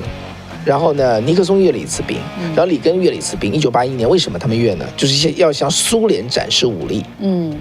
因为是冷战期间嘛，就阅给敌人看的。对。然后最后一次就是海湾战争赢了，从那之后到现在44年没有阅过兵。直到川普被马克龙刺激一把，救了今天的阅兵。你觉得，就说，因为我们只能猜对吧？川普为啥要阅兵？除了他被马克龙刺激了，他要让美国更伟大呀，这是让美国更伟大的一个标志，我认为啦。让美国更加伟大的一个标志。说实话，我个人也认为川普就是巴顿了，他就是喜欢军队啊。我自己觉得，来，我认为这是 M1 坦克，是不是？ modern 现在现代了。是不是 M1 坦克？我们有没有军迷懂行的来说说？哇，红金说，我儿子在 Army 13年了。13年哇！对，我知道我们在 Virginia 我们有一个粉丝，是在 Virginia 吧？他前阵子还给我发那个他2个儿子都在美军里面了。你要碰到这样的人呢，美国人呢，比如说红金哈，你儿子在13年了，我们见了你都应该向你表示感谢，就 Thank you for serving for having your son serve the nation， 因为你的儿子，我们才能够得享自由。是。我还知道我们有粉丝，就是观众朋友家里小孩西点军校毕业的，或者说正在上西点的都有。就慢慢的，我觉得华人呢，慢慢第2代融入美国的社会哈，各个方面，从军队啊到那个政商界啊，慢慢会露出头角来。那现在就是关键，我们的爸妈要把他们的观念教好。对，今天这个陆军准将跟我们说嘛，他说的话我觉得非常有道理。他说我见了很多来到美国的人，我发现走过共产主义这个国家的人呐，他比我们美国人更加 appreciate 美国的 freedom。是，他说我们的人都觉得长大的根本不以为然了，因为他们没有经历过对共产主义。对，所以他非常欣赏我们哈。然后就那我说你要跟我们的美国华人说什么？他说你做的一切都已经很好了，今天这个节日就是你们办的。对。This is great， 他说 This is great， 他说我非常非常的感激你们。哇，我当时都觉得有点不太敢当的这种感觉哈。其实我觉得就是看到今天这样的阅兵啊，我觉得其实川普想要阅兵，是不是还有里面也有一种想法，其实也有教育的成分，因为你看他从不同的这个战争时代，对吧，让大家来看，其实也是一个教育啊。另外一个哈，因为你讲到就是之前像里根啊，做阅兵，他是为了让那个苏共看嘛，对吧？苏联看。这个会不会也是让中共看看？哎呦，我刚才丢了一把脸呢。怎么啦？我说1991年到现在44年，有个观众说，拜托34年，我都没注意到。为什么说错呢？因为上次里根是1981年81年，对，我就老是我以前记得是那一次是最新一次，我做完算术就44，结果后来我发现海湾战争又有一次，我就错位了啊，脑袋里错位了，谢谢。后来这样啊，方伟这个人算术也不会，我们观众朋友里面还在那做节目呢，都是。刚刚赵刚说那个管子啊，那个装甲车上的管子，它真的是喷烟雾的。哪个管子？就是那个很多管子，小管子嘛，对，喷烟雾的。比如说你释放烟雾，你好掩护嘛，你在撤退的时候可以喷烟雾。哇，还真是懂。谢谢。那方伟是绝对不懂。那你看建议说展示的是叫做军事优势上的自信跟轻松。有没有觉得美军确实很轻松啊？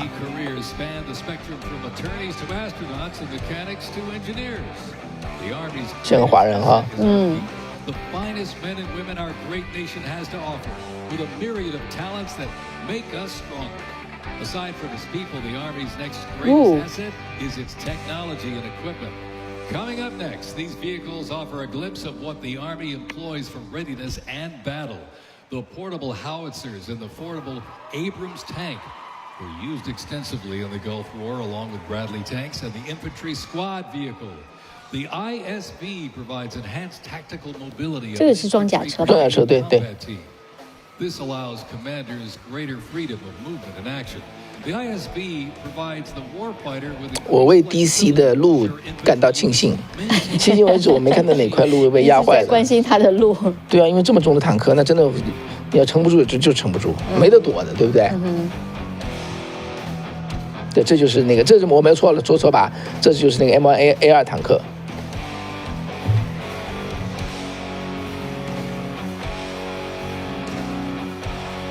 你觉得就是这次阅兵有没有也是想要像中共啊这种的去展示一下？有这种，绝对有。对，美国在军费哈，美国今年的军费拨款还没有出来，已经说了要增加到1.01万亿。你知道2016年里根上台的时候，川普上台的时候，美国军费只有6000亿，短短8年，现在增加到1万亿。增加多少？40除上60多少？60%多，没有人抱怨，这是第一点哈。美国人对军队的支持，现在政府欠那么多债，那么多国债，增加军费没有人抱怨，民主党、共和党没有人抱怨，这是第一点。还是有人有提到的，没有很强的抱怨，比较少，对，这是第一点啊。第二点，为什么要增加军费？川普已经逼欧洲的这个北大西洋公约组织的国家去增加军费，从本1点几增加到2，现在要增加到5，他们都答应了。所以呢，欧洲美国不要花钱，为什么要增加这么多军费？就是一个字，对付中共。这就是现在美国的现实啊！大家别看这个阅兵，它剑指就是中共，所以我才说嘛，华人这个时候一定要展现我们的爱国的这种叫什么情操哈。你如果让这个美国的这个执政当局所有的人，主流社会都像我们今天 interview 的那个陆军准将对我们的看法，那我们就绝对没事了。对，但是就是PU 那个 PU 嘛 ，Pew Research 嘛，Pew 研究中心，他们对于就是美国人对中国。或者说对中国的那个看法的话，其实是急转直下的。就那个好感呐，急转直下。是，这是一个现实，我们要扭转它哈。我们生在这个国家，我们要扭转它。华人有400万人，我们要扭转，真的是可以扭转的啊！只是什么都不做那就不行啊！刚才 AA 又 K 我了哈，说方伟又说错了，履带车辆对地面压力小很多是没有错啊，但是人家还是70吨呢。对，1991年就把 DC 的路面压出履带痕迹了，所以 DC 的市政府才对他很担心，逼着美国陆军说路压坏了你要赔哦。美国陆军说我会赔啊。我说的是这个意思哈，履带车当然了，对不对？它会减缓压力，但是你不管怎么说，人家上面是70吨的，就到了一定的重量的时候还是不行。哇，刚才那个飞机很酷。这是应该是陆军的招兵广告。哦，对，讲到招兵哦，就是其实那个金骑士啊，我们刚才提到的那个 Golden Knights 哈，据说他们的其中一个作用也是为了招兵哎。是公关，我们听听人家怎么招兵广告怎么说的，我们看看人家招兵。Ready for takeoff. My motivation, I think it follows in line. I think with what my family's done is kind of a sense of duty. 那未来的小兵。Give back since it's given us so much. I'm a very, let's say, timid person, but definitely helped me become a more confident person. 这当兵让你变得更加自信。他说啊，哇，女兵这么凶悍。It really shows how much working with the team can strengthen you. 我今天跟大家说了哈，美国的22年招不满兵，缺25%，23年就急了，你知道。什么招都使出来，因为军队其实很有效率哈，他使了很多招，他认为使完招之后一定招到满，结果23年还缺7%，结果陆军国防部就发布这个声明说，这是美国建军史上最难招兵的一年，他什么招都使出来了，他就要缺7%，7%。2024年呢，川普选上之后，我现在说的不是有人还在说我什么顶川呢？我说就是事实啊。11月份之后，美国征兵的数字大涨，到2025年到今年就去年就达到了，因为最后2个月的关系，到2025年今年5个月才加1个星期，美国已经招到超过去年全年还加10%多。现在哈，美国每天签约进陆军的新兵的合约数，比去年同期每天多出56%。哇哦，同期哦！你知道为什么吗？就是川普上任之后，点燃了这些叫做军人世家哈，对军队的一个怎么讲？对军队的一个信任，就把孩子再送进去。你说是这么回事，因为现在美国是没有危机的。大家知道，美国最容易招兵的什么时候？就是出现战争、恐怖攻击。对，就像911。对啊，就911，像万斯副总统就这么去当兵的话，那个海格塞斯也是这样的。对，一旦出现国家危机，招兵就不难。但现在是没有国家危机，是因为川普上任，结果军人世家全部送过去。你知道美国的军人呐，美国的东部和中东部这个地方的军人世家这特别多，俄亥俄、宾夕法尼亚，包括我们这边啊，纽约，很多的就是军人世家。美国的兵主要从这儿来的，这些人多数是白人。结果他要在军队里搞 DEI 的话，他就不去当兵。对，他不去当兵就没有兵，这是为什么过去3年都招不满兵的缘故。对，我记得那时候我在那个佛罗里达，就是上次有一次那个辩论的时候，总统辩论的时候，我去佛罗里达那个去采访嘛，就是有很多人，他们就在外面啊，他们就看直播辩论，然后呢就有一家人，有好几个人，然后我就采访他们就是在外面啊。就深更半夜，就晚上的时候，他们就在外面看手机来看这个直播，但是他们是在 Mar-a-Lago 的外头。然后呢，就是他们我采访他们很感动啊。他说他们三个人都是军队世家。他说他们就是从祖父啊什么的都是当兵的。其实他们是妇女啦，就是他们的那个兄弟啊、父亲啊、祖父啊什么。然后他们有的他就在哭，你知道吗？他就说我们是军队世家，我们对这个国家有多么的热爱，但是他们非常担心。就是我觉得这是可以佐证哈。对，好，导播可以把声音稍微弄轻一点哈。对，所以就是说，确实啊，刚才我们还看到嘛，你记得吗？就是那边有纽约市的。纽约州的还是纽约州的，它叫 correction facility， 对吧？对，劳改营这样的监狱，反正也是执法机构。对，执法机构，他们也是说，他们现在比较容易招人了，对不对？我有问他们是不是，就说其中有没有一个原因，他们就说其中有一个原因，其实是因为现在大家对于这个执法的看法是比前2年有所不同了，所以也是激励他们能够就说激励很多人愿意来参与他们的一个。刚才有位网友的名字叫猪队友哈，猪队友说方伟老师不用担心马路会被压坏，现在坦克的履带都有胶垫，是不是这个缘故啊？有可能是这个，是不是？因为我看他没有看到任何问题。这个 DC 的路就是只能承重30吨，为什么还要担心呢？他就不知道呗。或者军队也许出于这个问题就去装上胶垫。1963 to 65.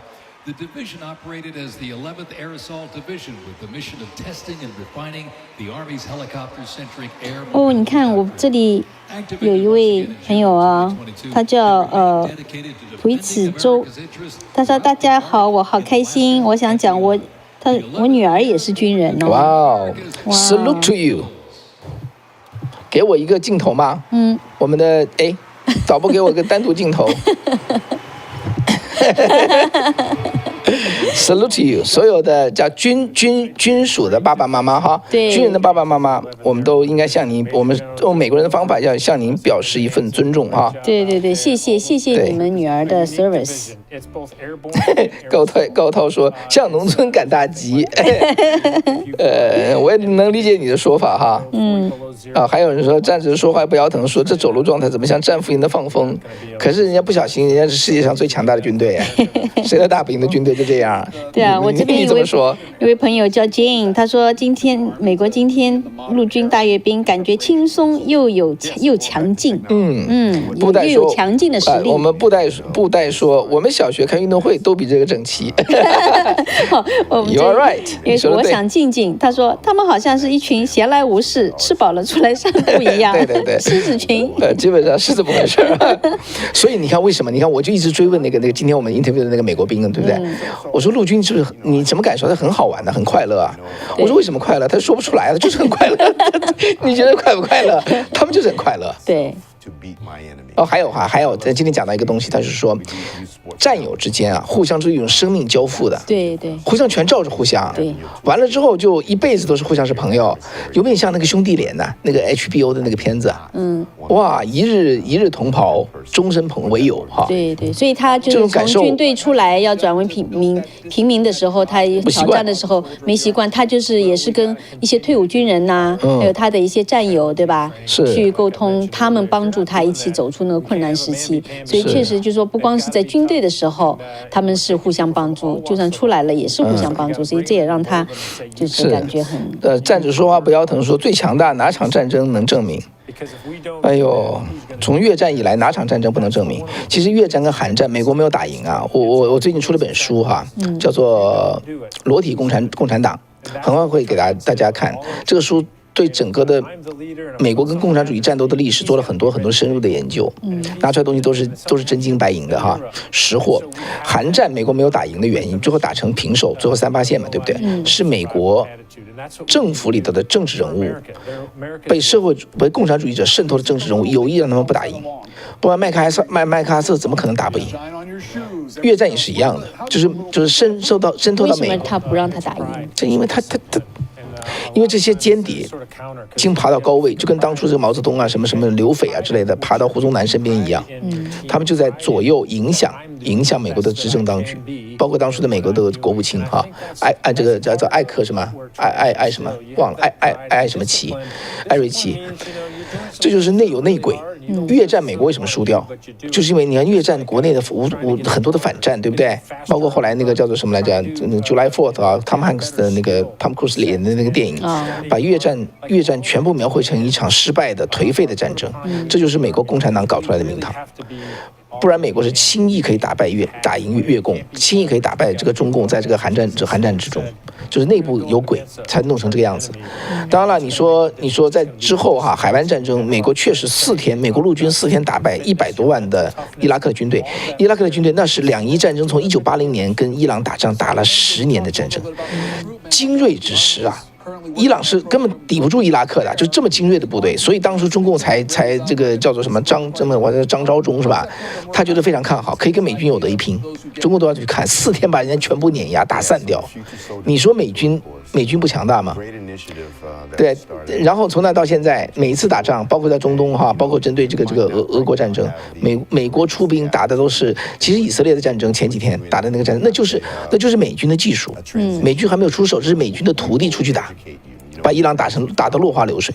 你说这个以色列是学着美军的对呀、那个策略，武器呀、你知道我跟大家说笑话，不是笑话了，我有个以色列的朋友嘛，在美国空军做军官嘛，他现在后来退役了嘛，我就问他说，我就很好奇，你们怎么这么厉害？你跟我说说看，你怎么这么厉害的？他说我要告诉你，我得把你杀了才行。然后我说你跟我说点能说的啊。他说第一，我们武器装备非常好，这武器装备就是美国为主给的。那第二呢，我们的纪律很好。反正 anyway 他就不敢多说了哈，因为他是签了约的，他绝对不能透露什么机密。所以呢，你要是怀疑美国的这个作战力啊，就是中共他其实就跟美国没有碰过，他碰起来的话，我觉得他碰不赢的。所以他才要用超限战呢。对啊，所以你还怀疑美国的这个稀稀拉拉散布一样的这个美国军队的战斗力啊 ？The most lethal army. And a lot of that has to do, again, I go back to the educators on the aptitude side, but also with the drill sergeants that are on the physical fitness side. And I suppose it goes to the idea you were talking about, depending on each other to make that happen. Yeah, and I think it's 因为对，你看刚才中西凉哈，我说一下我的想法。你说美国军队方块阅兵的步伐稀稀拉拉，打起仗来确实全球第一。对，原因是什么？原因是因为他的，我说这话大家能不能理解啊？就是他的自由。我觉得自由还有就是说思想意志，就是他的使命感，他的意志，对，因为这个意志不需要用一个什么走正步来表现出来，而且他没有强制，他当兵是自己愿意当，他喜欢当他才去当，他做他喜欢的事情，他不拼命学吗？他就学得很好啊。对，而且他在那里确实就像那个我们采访他很开心啊。对，他不会在那里觉得是被逼迫的、强迫的。你知道吗？我就想起来我小时候的时候，那个时候我们那个地区哈，那时候就是强迫人去当兵，你知道吗？哇，那个小孩子他也不愿意去当兵，这个父母啊，有的就为了阻止那个把孩子送走，他就躺在那个卡车前面，你知道吗？是这种情况下，很多中国人去当兵的，就像这个在美国完全是不一样的。他就是他的这种使命感也好，或者说他的那种家庭传统也好，或者是他的这种对于自由，对吧？就是崇尚也好，就是都是出自于他内心的，这样的力量才是最大的，对不对？对。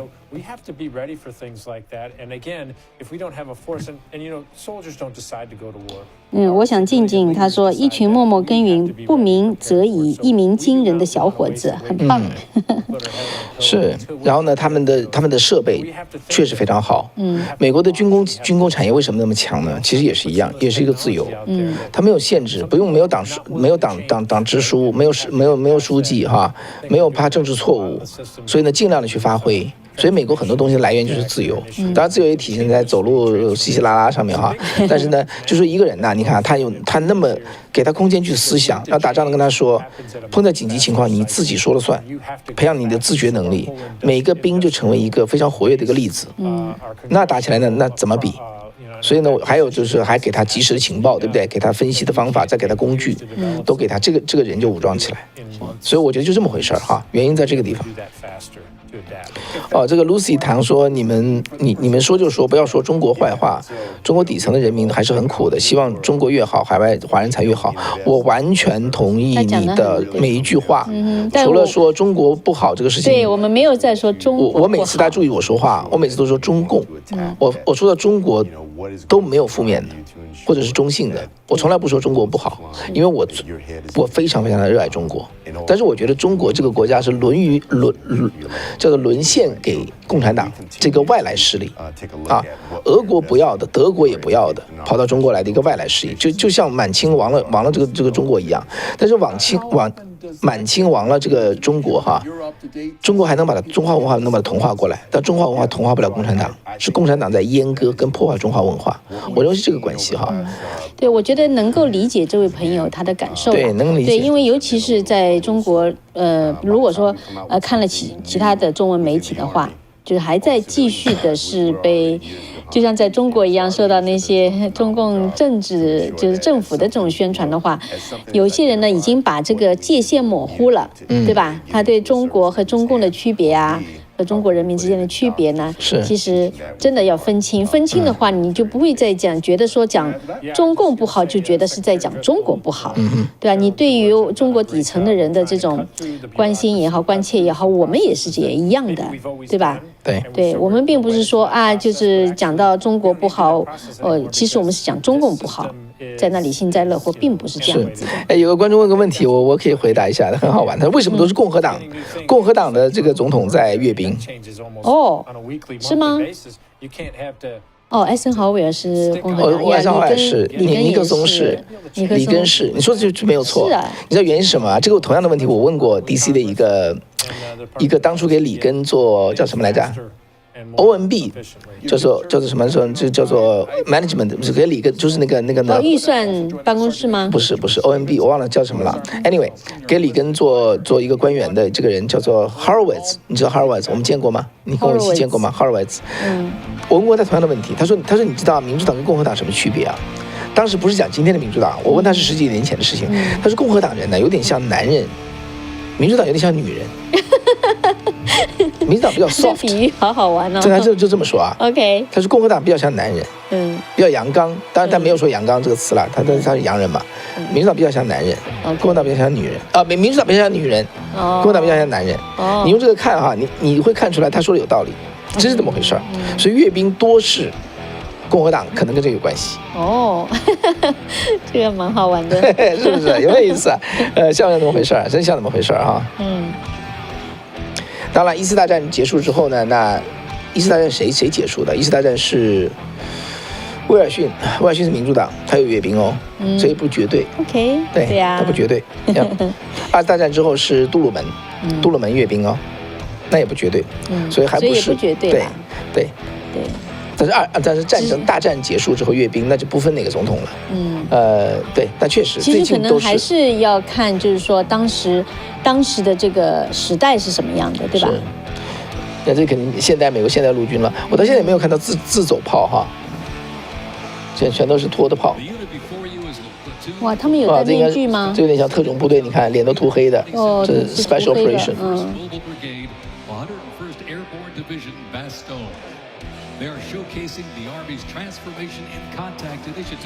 声音大一点，这是101空降师。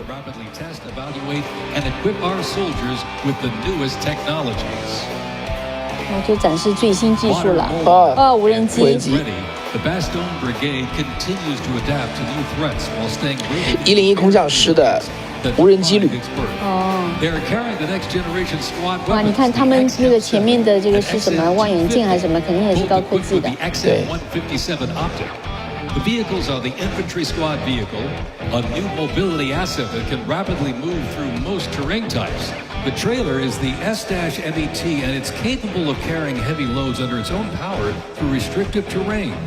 This platoon is equipped with 3 types of small unmanned. 别插话，这是最我听一下，这美国最精锐的、最现代的军种了。就是它展示很多高科技。 Right above us there, the X-10D.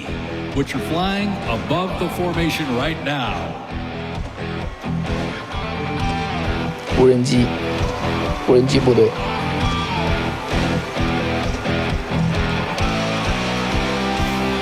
对，美国的无人机像 RQ-7型影子 Shadow， MQ-EC Grey Eagle 灰鹰型，这都是美国陆军使用的这个无人机。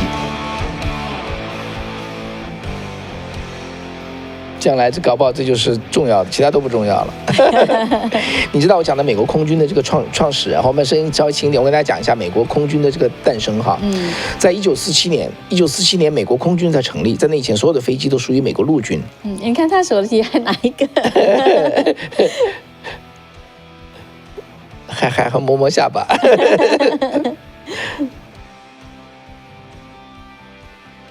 MPC。现在这个是最 count 的，对吧？最作数的，现在是现代的。对啊，太吓人了。这无人机，它的这个叫做，我要说个故事哈。在那个1898年啊，美国跟西班牙战争爆发的时候啊，美国有一个年轻人叫做米切尔，比尔米切尔18岁的时候参军，他当时加入叫威斯康星第1步兵团。那个时候美国打仗就是每个州派自己的军队出去。威斯康星的第1步兵团，威斯康星第2步兵团，他是威斯康星人嘛，然后呢，他就很快就是在军队中崭露头角哈。他后来在古巴打过仗，在菲律宾打过仗，在阿拉斯加打过仗哈，那不是打过仗，服过役，展现出非常卓越的组织才能跟领导才能。他在1912年才32岁，他就成为陆军总参谋团中的最年轻的成员。结果后来呢，他对飞机非常感兴趣。1906年呢，他就在《骑兵》杂志上就预言说，未来战争将在空中进行。结果他在1916年呢，他就自费啊去找到一个民用的飞行学校学习飞行。当年他已经38岁了。那结果他学了飞行之后，他说我要去参加我要飞飞机。陆军觉得你太老了，就拒绝培训他，所以他只好去找个民间学校去学。好，学会了呢。结果呢，后来1917年，威尔逊总统投入第一次世界大战他呢在1918年呢，因为他打仗嘛就需要飞行员呐，他已经学会了，那就没得你说了哈，就直接他就可以飞机。他当时就指挥了一个很有名的战斗，叫做 Saint Mahir 圣米耶尔战役。这就1918年的，他当时指挥1500架盟军的飞机，包括英国、法国跟美国的飞机，这是当时历史上最大的航空部队。他就成功的支援了，他就支援地面部队就是压制敌方，就是在这场战争中就证明了空军的关键作用。他因此就获升为叫做Brigadier General 升为准将。但是更重要的就是他打这仗之后他就意识到空军的厉害。空军的战略意义二战之后呢，他就返回美国，他当时就担任叫做陆军航空兵，那时候叫陆军航空兵陆军航空兵的叫做勤务助理主任。他当时有一个理论，他就是说空军可以取代海军的战舰跟陆军的这个步兵，成为国防的第一道防线，将成为最重要的军种。他而且预测说10年之内他说航空技术将在10年内主导战争，美国一定要投资现代化的飞机，否则将落后于日本。因为你知道日本是个海洋国家日本也非常注意第一次世界大战中的航空兵的使用，所以像山本56就对这个东西非常专注的。因为日本就是海洋国家嘛，对不对？他一出去的话，他就觉得要造这种航空母舰，把这种飞机放在航母上。但这里头没有具体的史料他推测就是说山本56从他的身上学了很多东西，米切尔。结果呢，因为他当时这个理论出来，他的首长都说你瞎扯呀，因为在一次大战的时候，这个战列舰那个时候军舰那个军舰那个时候都是万吨巨轮，1万吨到3万吨的这种巨轮，所以呢，海军将领的梦想就是我能当上一个战列舰长。那时候一个战列舰呢，就是主炮，比如10门到12门，12英寸的主炮305毫米的这个主炮。这个炮管就是这么粗，一个炮弹是800磅到2000磅这么大。10门炮开起来打起来，45分钟之内可以把一座现代城市完全摧毁，火力就这么大。所以呢，这就认为叫做不成的叫做堡垒。结果他说小飞机就可以把它搞掉，没人相信他。没想到他就跟上级吵，你知道吧？他就非常个性非常强。他说你再不搞下去，以后我们要死去，我要输掉了，完全搞不赢人家。他在那个时候预计日本人可能用航空母舰载着他的机场来袭击我们的珍珠港。他当时就说这个话，1925年就说这个话。结果后来呢，他的上级也不理他反正就是下级军官在那吵闹闹的。结果呢，在后来发生什么呢？总而言之吧，这个人就非常的天才。就在1925年呢，美国的一个海军的一个飞艇，那是飞艇，胖胖的黑艇因为天气原因坠毁。然后3架海军的飞机在个事故中丧生这个失踪，他就公开在媒体上谴责海军跟陆军部门无能这个近乎叛国，结果把总统给惹恼了。总统是柯立芝，总统就对他进行军法审判。真的军法审判这个陪审团呢就这么说就军法审判，说他8项不服从上级的罪名要审判他。结果这个审判就成为全国关注的焦点哇，你看这飞机。我稍微停一下。我讲的东西跟这有关系对呀。好，然后呢，结果呢，当时公众就普遍同情马歇尔。12个陆军高级军官组成陪审团其中包括谁？包括麦克阿瑟，陪审团之一最后呢，就判他不服从罪名成立，但没有关起来处他5年，没有薪水，停职处分，就基本上不能当将军了。哇！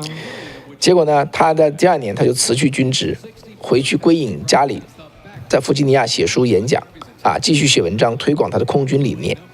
结果后来呢，在40年之后，1936年，他因为心脏病就去世了，享年56岁。哇！英年早逝。天哪！他就没有在有生之年看见美国的空军的建立结果1941年珍珠港事件完全证实了他对日本空袭的警告。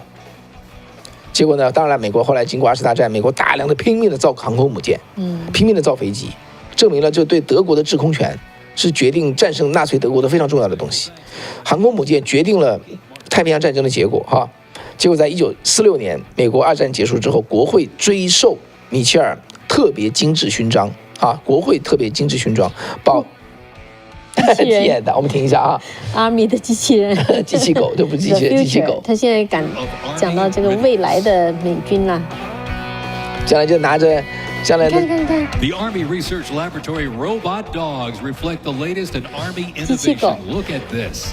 你看怎么办？就将来的军人就拿着一个 iPad。 They have increased mobility, improved tactical awareness, reduced risk to soldiers, and enhanced teamwork. Replacing soldiers. 这是他们的陆军的实验室的机器狗。Disposable explosive ordnance and active defensive posture or aggressive 吓不吓人？ when armed.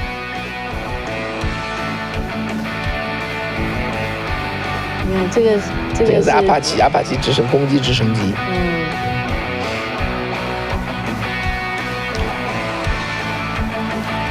天哪，人还是很多的。是，这是那种陆军的运输直升机。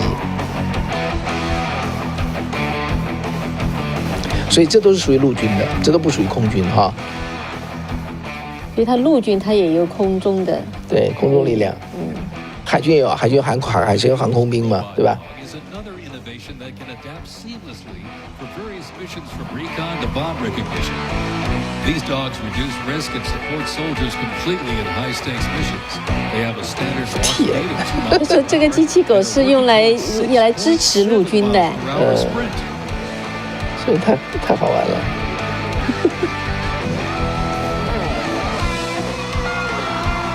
天哪，感觉怎么样？感觉像个玩具一样的哈。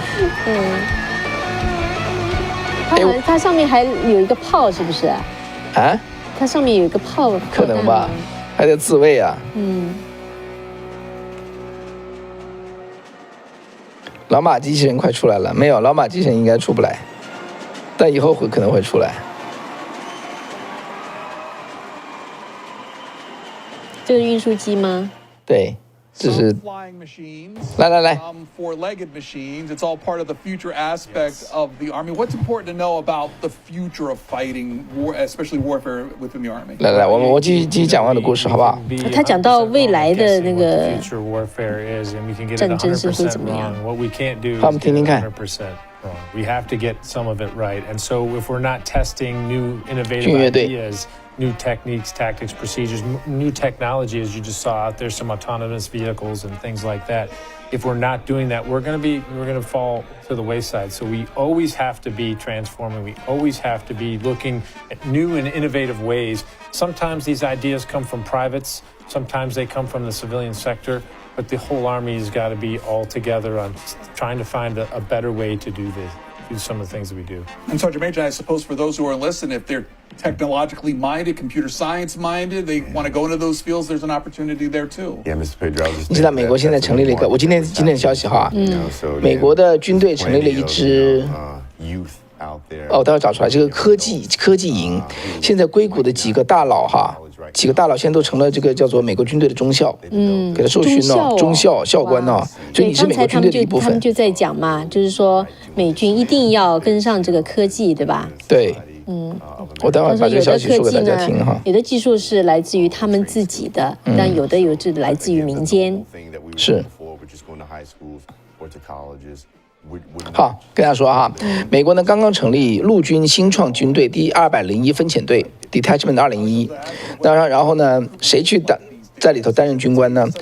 担任军官的都是预备役的中校，其中包括Palanta 就是 Peter Thiel 他的公司的叫做 Chief Operating Officer， 哇哦，叫CTO OpenAI 的首席产品官。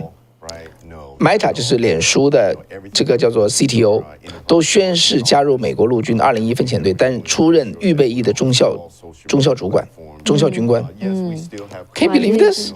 所以民间的这些高科技人士都加入了军队了。对啊，所以就是说，现在就是因为是科技战嘛，所以其实他们本来就是预备役，对科技专家呀，这个 OpenAI 首席执行官叫做 Kevin Weil 哈 ，Meta 技术长叫做 Andrew Bothworth。还有前 OpenAI 的首席研究官，还有 Patel 现在的这个 Palantir Technology 的工程总监 Bob McGrew， 现在全都是美国陆军的预备役的中校军官。你怎么看这样的一个事情呢？这很 make sense 啊，这就是美国版的叫军民融合吧，就是美国最优秀的人才，他必须参加保卫国家，因为他是预备役啊，预备役不是全职军官，对，你继续干你的活，每年你每几个月给我们几个星期进到军队里头来，把你最好的技术带进来，就这个意思，对吧？我觉得很 make sense 啊。大家觉得怎么看？硅谷的高科技军现在成为美国陆军预备役军官，大家觉得怎么样？是不是个好主意 ？It's a good idea。如果是的话打个 A， 不是的话打个 B， 好不好？我们看一下大家怎么看哈。就是 A， 同意的话就是 A， 是吧？You could go into one of these ROTC type cert, or go into West Point, or you can enlist. So many options to make a difference. What we want to make sure is that people. Tony 说，美国阅兵好像不上10次，你说你没听过我的节目哈？对，这是第10次，今天这是第10次哈。他以前没有见过，都是难得一见的盛事哈。他论阵容跟英国很像。他说，世界阅兵上阵容按时代而言，2战的德军是最强的，但是德军却打败了。这是一个很有趣的现象。对啊，所以我们有朋友他评论就说，梁玉金他说美军不做表面功夫，是，对吧？表面功夫不作数的，是要来就来真的，不跟你搞那个花样子。Teddy 说，我不是美国人，但是为美国强大壮大而兴奋。只要美国正而大，世界就有关照。川普政府加油！对，是没错了。美军其实美国其实就是世界警察，确实是。你愿意不愿意，他就是世界警察。所以这个警察如果又正又强大的话，那世界会安静。比较平安哈。哇，Rowan 红说，大家好，我很喜欢方伟这个节目。我今天高兴跟你们在一起看阅兵，因为我儿子在美国的空军，现在在关岛服役。哇哦！来，给我一个镜头。Thank you for your service. Yep. 对啊，你看刚才我们有位朋友杨鑫，他说有一次在候机楼突然听到掌声，抬头一看是一队军人走过来，特别感动他们就是美国人拥爱军人的举动，而军人以敬礼回馈掌声，很感动哈。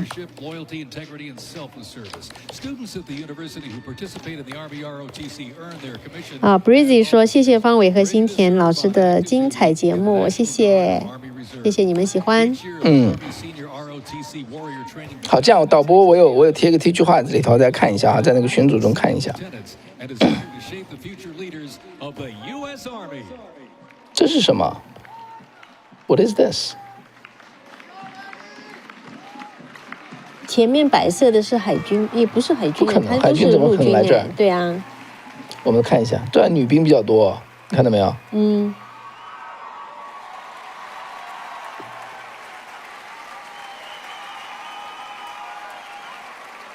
很奇怪，但前面有一个戴贝雷帽的一个女生，是她的规矩都很好玩。你知道她的规矩是什么吗？什么吗？她的规矩就是没有规矩。但其实他们你看还是挺整齐的，只是说你看整齐吗？你看一起一伏的，还挺整齐的。就是他们没有做过，你知道吗？就有的时候太过，就是一定要他们多么的，你看他还是有一定纪律的。我好多人都是选 A 啊。是吗？哦，我这边也是哎，都是选 A 哎。哦，西点军校，美国的军官团来了啊！美国陆军只有一个官校，就西点军校，就在我们这旁边，30分钟，我已经去了4次还是3次了。有一天我要不要带我们的观众朋友、粉丝，我们去参观西点军校？我一定给你，我是最好的华人导游。因为我实在是太喜欢了。我们做个民调好不好？有一天如果方伟大家参加我们的旅行哈，去看西点军校，有没有人愿意跟我去的？但你说大家应该都会愿意吧？我这个民调怎么比较客观一些？要说愿意，大家都。大家在西点军校有什么东西啊？西点军校有个博物馆，叫做武器博物馆。这个博物馆是不要钱的，谁都可以进去看。里面放的什么东西？里面放的希特勒的短剑、希特勒的手枪、艾森豪威尔的手枪、配枪。Unbelievable， 什么都宝贝都在里头有。哇，这是就是所有近现代讲到方伟最爱的从那部分了个从古时候到现在，所有的武器那边全有，3层楼，amazing， 我可以在那待一天一夜。我还在那里看到了，就是有可能就是我长大的地方那个对，来看这是西点军校的学生军服哈。对。美国有个陆军官校，有个海军官校，有个空军官校。陆军官校就是西点军校，西点军校不叫做 Army Academy， 它就叫做 Military Academy 啊。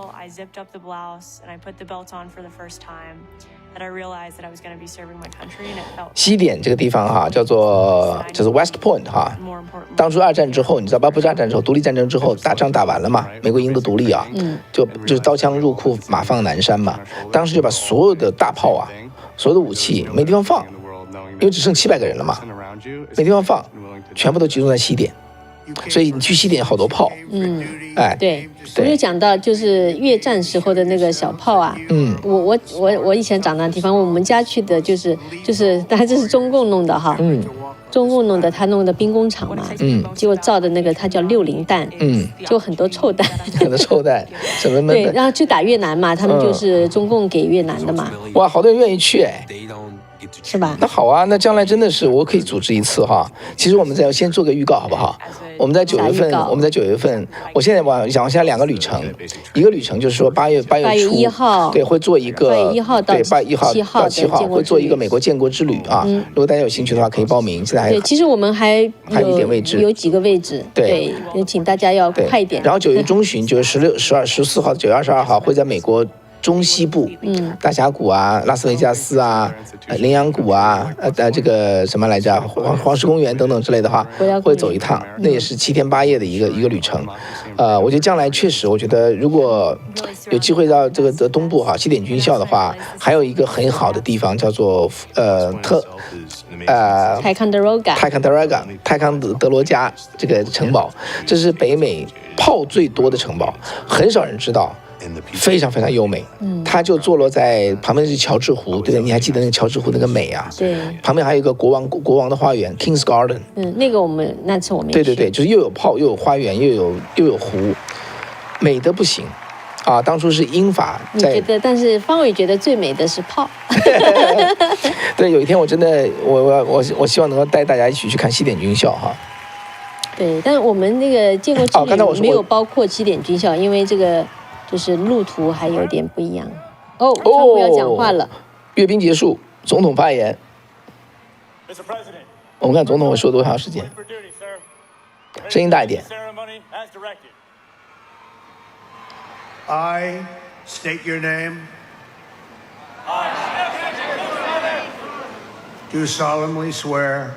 他们一起宣誓。That I will support and defend. The Constitution of the United States of America. 宣誓维护美国宪法。Against all enemies. Foreign and domestic. 针对国内国外的敌人。That I will bear true faith. 抱着信仰，真实的信仰和对国家的忠诚。And that I will obey the orders. 我会遵守命令。Of the President of the United States. 遵守美国总统的命令。And the orders of the officers appointed over me.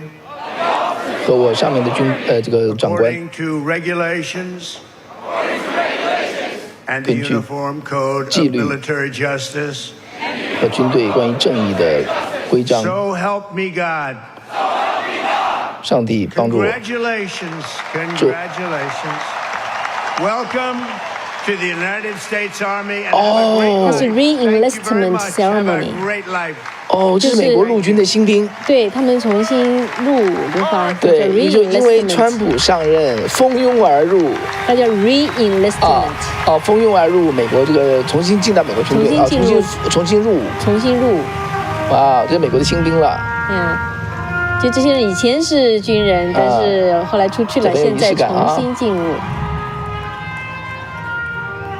哇，各色人等，你看有华人看到哈，好像是有，各种的都有，华人、黑人、白人 ，Spanor。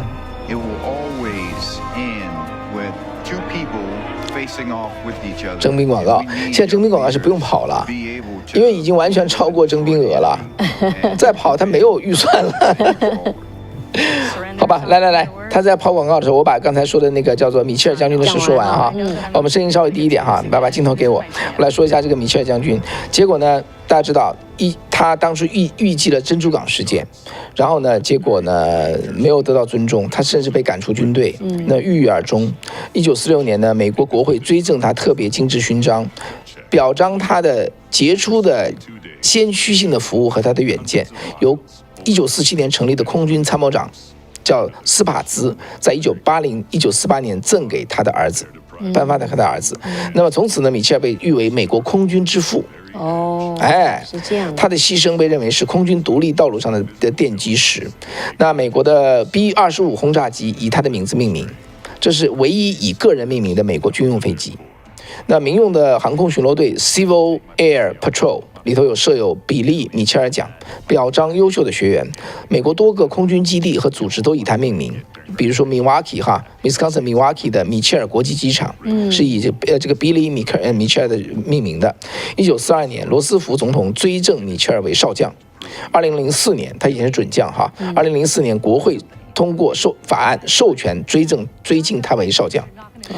结果在上2个星期前，川普在西点军校的毕业典礼中说，要鼓励西点的学生要学习米切尔上将。为什么？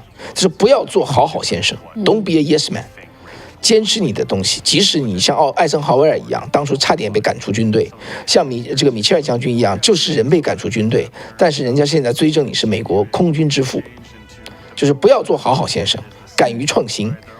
敢于离经叛道啊，这是他当时说的。敢于 speak your mind 啊 ，speak your mind 啊，敢于坚持你的正确的意见。所以呢，这就是你知道吗？这就是美国军队的精神，不是走方步走正步，这是个人的那种精神哈。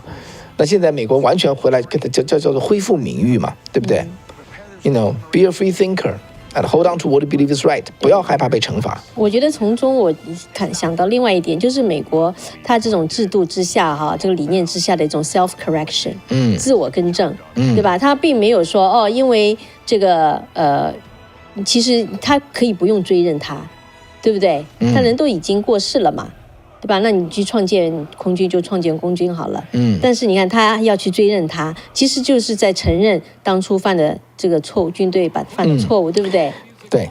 好 ，Amanda Alice 说，方伟定个时间吧，我们一起看西点军校。我觉得可以考虑一下这个事情哈。西点军校我跟大家说一下，大家来一次的话，你不能光看一个起点。对，我们要搞一个周末的一个行程，是不是？行，我们考虑一下。那个，我跟你讲，我去西点军校，你记得啊？新田，因为我每次去西点就跟我一起去的哈。西点军校那个旅程，你比我多去了一次。林 Greenwood 吗？不是哈，好，没关系，我再把它说完哈。西点军校很多的他那个校园的讲解，全都是政治正确的一帮人。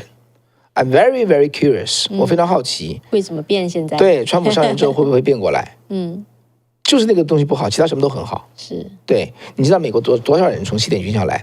西点军校当初成立的时候啊，在1801年当时上任的时候，简直是我专门做了一期节目讲西点军校。那时候根本就是破烂的要命啊，这个也不知道怎么教。1816年呢，这个西点军校那届校长跑去法国，去到法国叫做文理学，法国的工程，法国叫什么来着？反正就是拿破仑的军校，学了之后把他带回来。西点军校原来是个工程学校，专门建立怎么造桥啊、造路的之类的哈。后来然后呢，来到美国南北战争，南方北方就是西点的学生互相在打仗，双方的高级将领全是西点生。这个叫做罗伯特李将军哈，南方的总司令是西点的校长，前校长了。哇，简直就是，结果大家都突然发现西点包办了美国的军官了。1次大战、2次大战，麦克阿瑟、艾森豪威尔这个巴顿全都是西点的，这个包括米切尔全是西点的毕业生。所以西点军校现在就是匠心之校啊，就变成这样子啊，所以是美国非常值得骄傲的一个一个军校。对，所以这个我们要看这个行程怎么安排。所以大家可以比如说如果还没有订阅我们频道的话，订阅一下频道以后有消息。哦，对对对，请大家订阅一下朋友频道哈，这样的话我们往下这些旅游的，你可以收到通知。对，我在这里也特别呼吁一下，订阅一下我的频道，因为我现在很快就可以达到3万，帮我们早日冲过3万帮订阅，新田好不好？这个新田，因为为什么呢？我现在是29600。因为新田的节目叫做新田面对面哈，就专门去做这些采访性的，所以方伟很少做这个节目哈，所以是很有特色，主题又是一样，就大家喜欢的美国相关的话题哈，以及中美相关的密切相关的话题，所以大家现在在一边看，因为还在阅兵没结束嘛，大家去阅兵结束了，现在已经开始对，大家去一下新田面对面好吧，搜一下新田面对面，我们小编要不要贴一下新田面对面的链接，跑去只要点击一个订阅就好了啊。那你要有一个油管的注册账号。你要没有的话就不行，你要有的话点一个 subscribe，也不要钱就好了，这样就是可以收到通知哈。对对对，最近几期节目大家还是非常的欢迎。来，我们听一下这个歌好不好？来，请我们导播听一下这个歌。现在在唱什么？在唱什么？这个歌手叫 Warren。的歌版权可能有版权问题，天哪，那就没办法。好，谢谢，不然的话，这个频道有时候，因为美国这个油管呢，对这个版权，这个音乐版权管得特别严，所以你除非问人家拿到那个歌的权利，结果你搞一个活动，他这歌随时出来，你就很容易这个就被他影响了，被他惩罚，他认为你偷人家版权，其实我们不是嘛，对不对？这是一个正常活动。那不管怎么说吧，咱们就尊重油管这个规矩哈。对，那基本上他这个阅兵活动结束了，现在就是娱乐，对吧 ？Entertainment 音乐会晚上还有烟火。对，9点45是烟火啊，现在是就差不多这样子了。非常谢谢大家，这个跟我们一块儿来陪伴着这个到现在哈。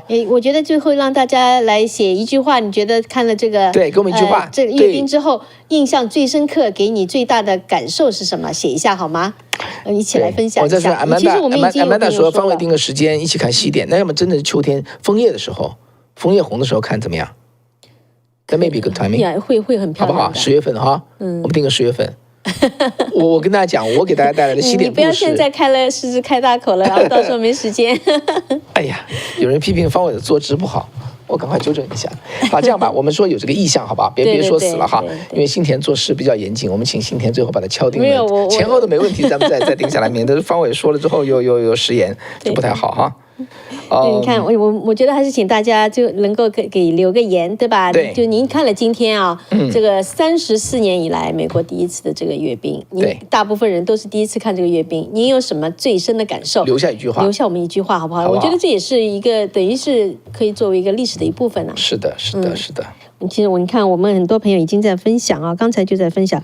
刚才这个 Breezy 朋友他就说，这是我来美国几十年来第一次看美国阅兵仪式，让我感到心潮澎湃，激动不已。在我的印象当中，一直保留着中共的阅兵形式，整齐真不走的方队，一起向国家主席敬礼。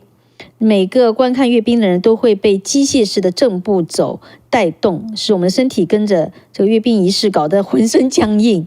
感觉就是花架子，凸显不出真正军队作战能力，更谈不上这个战时的勇敢智慧，为爱自己的祖国去不惜自己的生命。我能从心底感悟他们就美军的责任和奉献。哇，是 ，Yep，很多观众朋友都给我们反馈了哈，请不要广告了，听一下唱了什么，没法听，对不起啊，没法听，一听的话，油管就说你侵犯版权，就会对这个频道做惩罚，所以就没办法。对，这个不是我们我们的问题，对。看到很多反馈我都很好，我很受益哈，我也在看 ，The greatest military in the world, no doubt。还有人说怎么看像出殡送葬一样。怎么这么说呢？当然了，每个人都感受都可以。然后我们这位朋友建议他说，为这支伟大的军队喝彩，让我们为这个伟大的国家自豪。美国陆军250周年大阅兵不仅是一场军事盛典，更是一曲献给自由与力量的赞歌。是，愿美利坚的荣光永远照耀世界，愿星条旗永远高高飘扬，铁甲雄狮，王者风范。写得真好，好棒。好的呀，行，那就谢谢大家了哈。哎呦，天哪，都8点钟了。好，那先这样了，我们就感谢大家陪伴我们，好吗？对，然后这个杨欣最后他说非常棒，知识丰富，棒棒的。OK，Thank you。好，走之前记得能够点赞，好吗？点赞、转发，然后订阅、转发。好，谢谢啦。OK，拜拜。周末愉快，拜拜。周末愉快，拜拜。